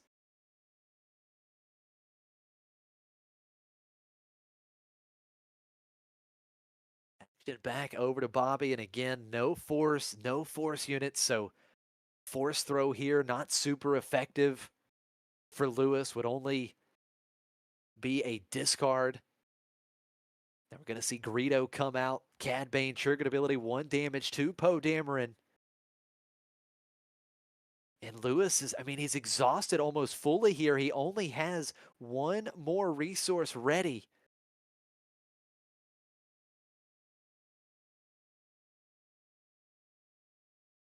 Cad Bane leader unit deployed. Lewis just claims the initiative. Bobby has the green light here. McClunky is going to be bounced back, or bounce Greedo back to hand. That's 3 damage to Poe Dameron. The Cad Bane triggered ability, 2 damage to Poe. Bobby's done it again. He's cleared that 1 unit on Lewis's side of the table. Lewis is really struggling here to get anything to stick at all. The bombing run 4-for-1 was pretty sweet, but he's going to need more than that if he wants to win this game. And Bobby Sapphire still developing board. Looks like an armed to the teeth on Cad Bane, swinging in there up to 18 damage on Lewis's base. Lewis is in big trouble. Absolutely brutal for Lewis. That was a great play for Bobby. 3 McClunky in game 1. We'll follow it up with 2 McClunky in game 2, and that McClunky has generated so much tempo for Bobby. Lewis has the initiative, but we need a big stabilizing turn for Lewis. It's an immediate flip. Oh, that's a big one. When deployed, Yoda discarding the top card. Its rivals fall, and that is going to defeat Zuckuss. That's a pretty good start for Lewis. Yeah, I think Lewis sees that he is in a lot of trouble here, needs to blind flip Yoda and just hope that he hits something that can clear Zuckuss. He does get it, but I don't even know if that's going to be enough. There's 24 damage on his base now. He has to kill Cad this turn. And even then, Bobby Sapphire might develop additional threats. So Yoda starting the process, 4 damage to Cad Bane leader unit, restoring 2, back down to 22 damage, but here is the Ruthless Raider, that's 2 damage to Yoda, and Lewis is back to 24 damage on his base. And now both of these units are threatening with Fatal. Yeah, I'm trying to think of what Lewis could have to save him here. We could potentially see, maybe an entrenched on the Ruthless Raider to deal with that relatively efficiently, but he would still need something that could get 4 damage onto Cad Bane. How could he take care? I mean, so he could just claim and swing with Yoda, and the Restorer will take him out of range of the Ruthless Raider. It looks like that's what he's going for here. He does just claim Bobby is able to further develop with Greedo. Lewis has the initiative, but he has so much work to do. What is this opening play? There's Redemption. the redemption. Redemption is going to heal some damage here. He can heal up to 8 damage. You've got to be careful though, because, well, we'll see what happens. There is a concern of getting pinged off. Yeah, and that's exactly 6 what he's damage playing on around. redemption. Yeah, so if Bobby Sapphire plays an Underworld card, he can put Lewis can put 2 damage on redemption and it's still alive. Let's Yeah. see what happens next. Now, Lewis is also, I believe, completely out of resources with that redemption medical frigate. Greedo trading for Yoda. That means Yoda's not going to get a chance to restore this turn. Yeah, no restore. Big, strong play for Bobby. Very Yeah. good. And look at this. It's Waylay. He bounces the redemption back, and that is going to do it. There's the handshake. And Bobby Sapphire, after so much work, he has been to the top cut so many times. He is a planetary qualifier champion. Bobby Sapphire finally winning a PQ. Very well done. He really dismantled this Yoda deck, and I was especially impressed by that first game where I thought that his start was looking pretty grim, but he was able to push through and pick up that win nevertheless. What Well a done, Bobby fantastic match. Sapphire. Yes, sir. Absolutely. Hats off And to Bobby, and great run for Lewis, too. What a run. yeah, both of these players scoring a fair amount of qualifier points. Bobby Sapphire is now qualified for Worlds next year, or the Galactic Championship rather. Lewis adds a fair number of points to his tally. But yeah, Bobby Sapphire, like you said, Josh, has played in a large number of PQs, frequently would make the top cut, and I think multiple times even the finals. But this is the Yeah, first time that he gets the win. huge. Very big, definitely feels very earned to me. Very active competitive player, finally getting that top placement. Oh, absolutely. I totally agree with you.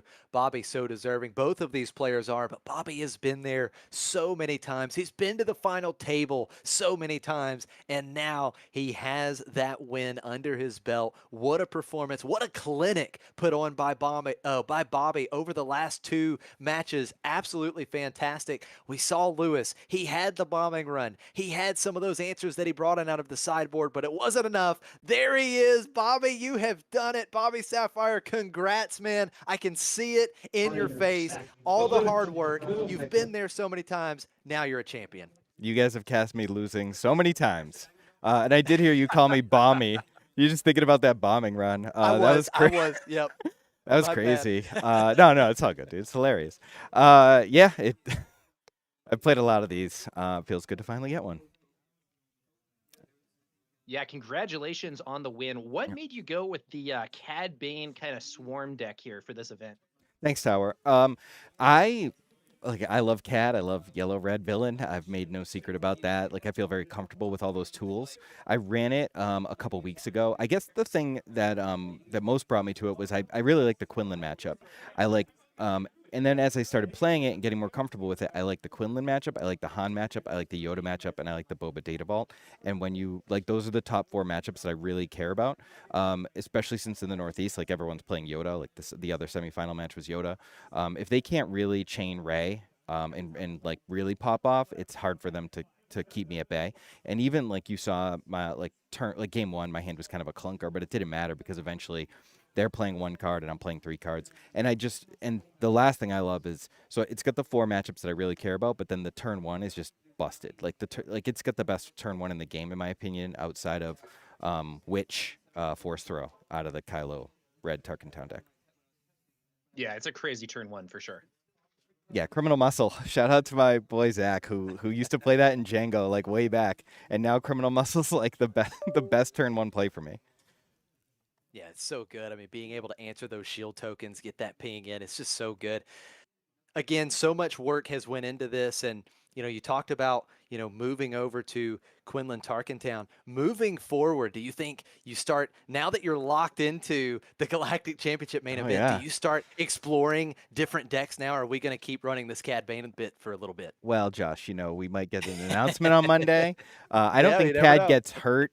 Nothing hurts Cad unless like there's a weird meta shift based on whatever happens Monday. I actually personally wish that they weren't doing anything Monday because I would love to take this Cad to Portland and not have to do Okay. like a bunch of work. But if they don't actually do much, then yeah, I mean I love this Cad. The other decks that I've been really working on, Quinlan with the team, and shout out to the KTOD team. Like they've been super helpful, except for Alex Blandon, who told me that this deck is bad and I shouldn't play it yesterday. He was like, super condescending about it, but everyone else was cool. And otherwise, I really like that yellow Palp that Charlie from Canada has been winning with. So I've been playing a lot of that. So I don't know. I don't know what's next, but I really like this CAD. So next weekend there's another PQ in Mass.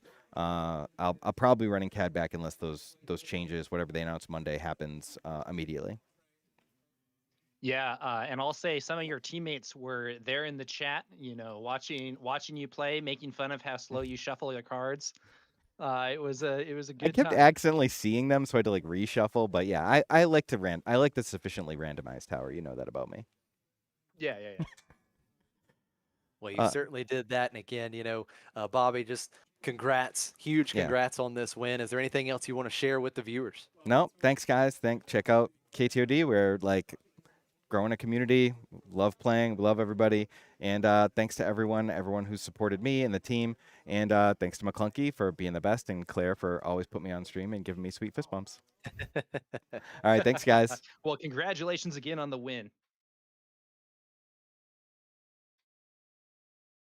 Wow, there it was. What an interview, Bobby Sapphire. What a performance from Bobby. We've talked about it. He worked so hard, and he finally got that well-deserved victory with Cad Bane Tarkentown running out this weenie deck. He talked about how he likes these matchups with the top decks in the meta, and it really paid off today. Yeah, and we saw a lot of those games where he won. They were really strong wins. You're looking at those games where the opponent hasn't been able to make anything stick, and it's like the 4 or 5 resource turn, and he has like 4 or 5 units on the board. That is a very strong board state to be in.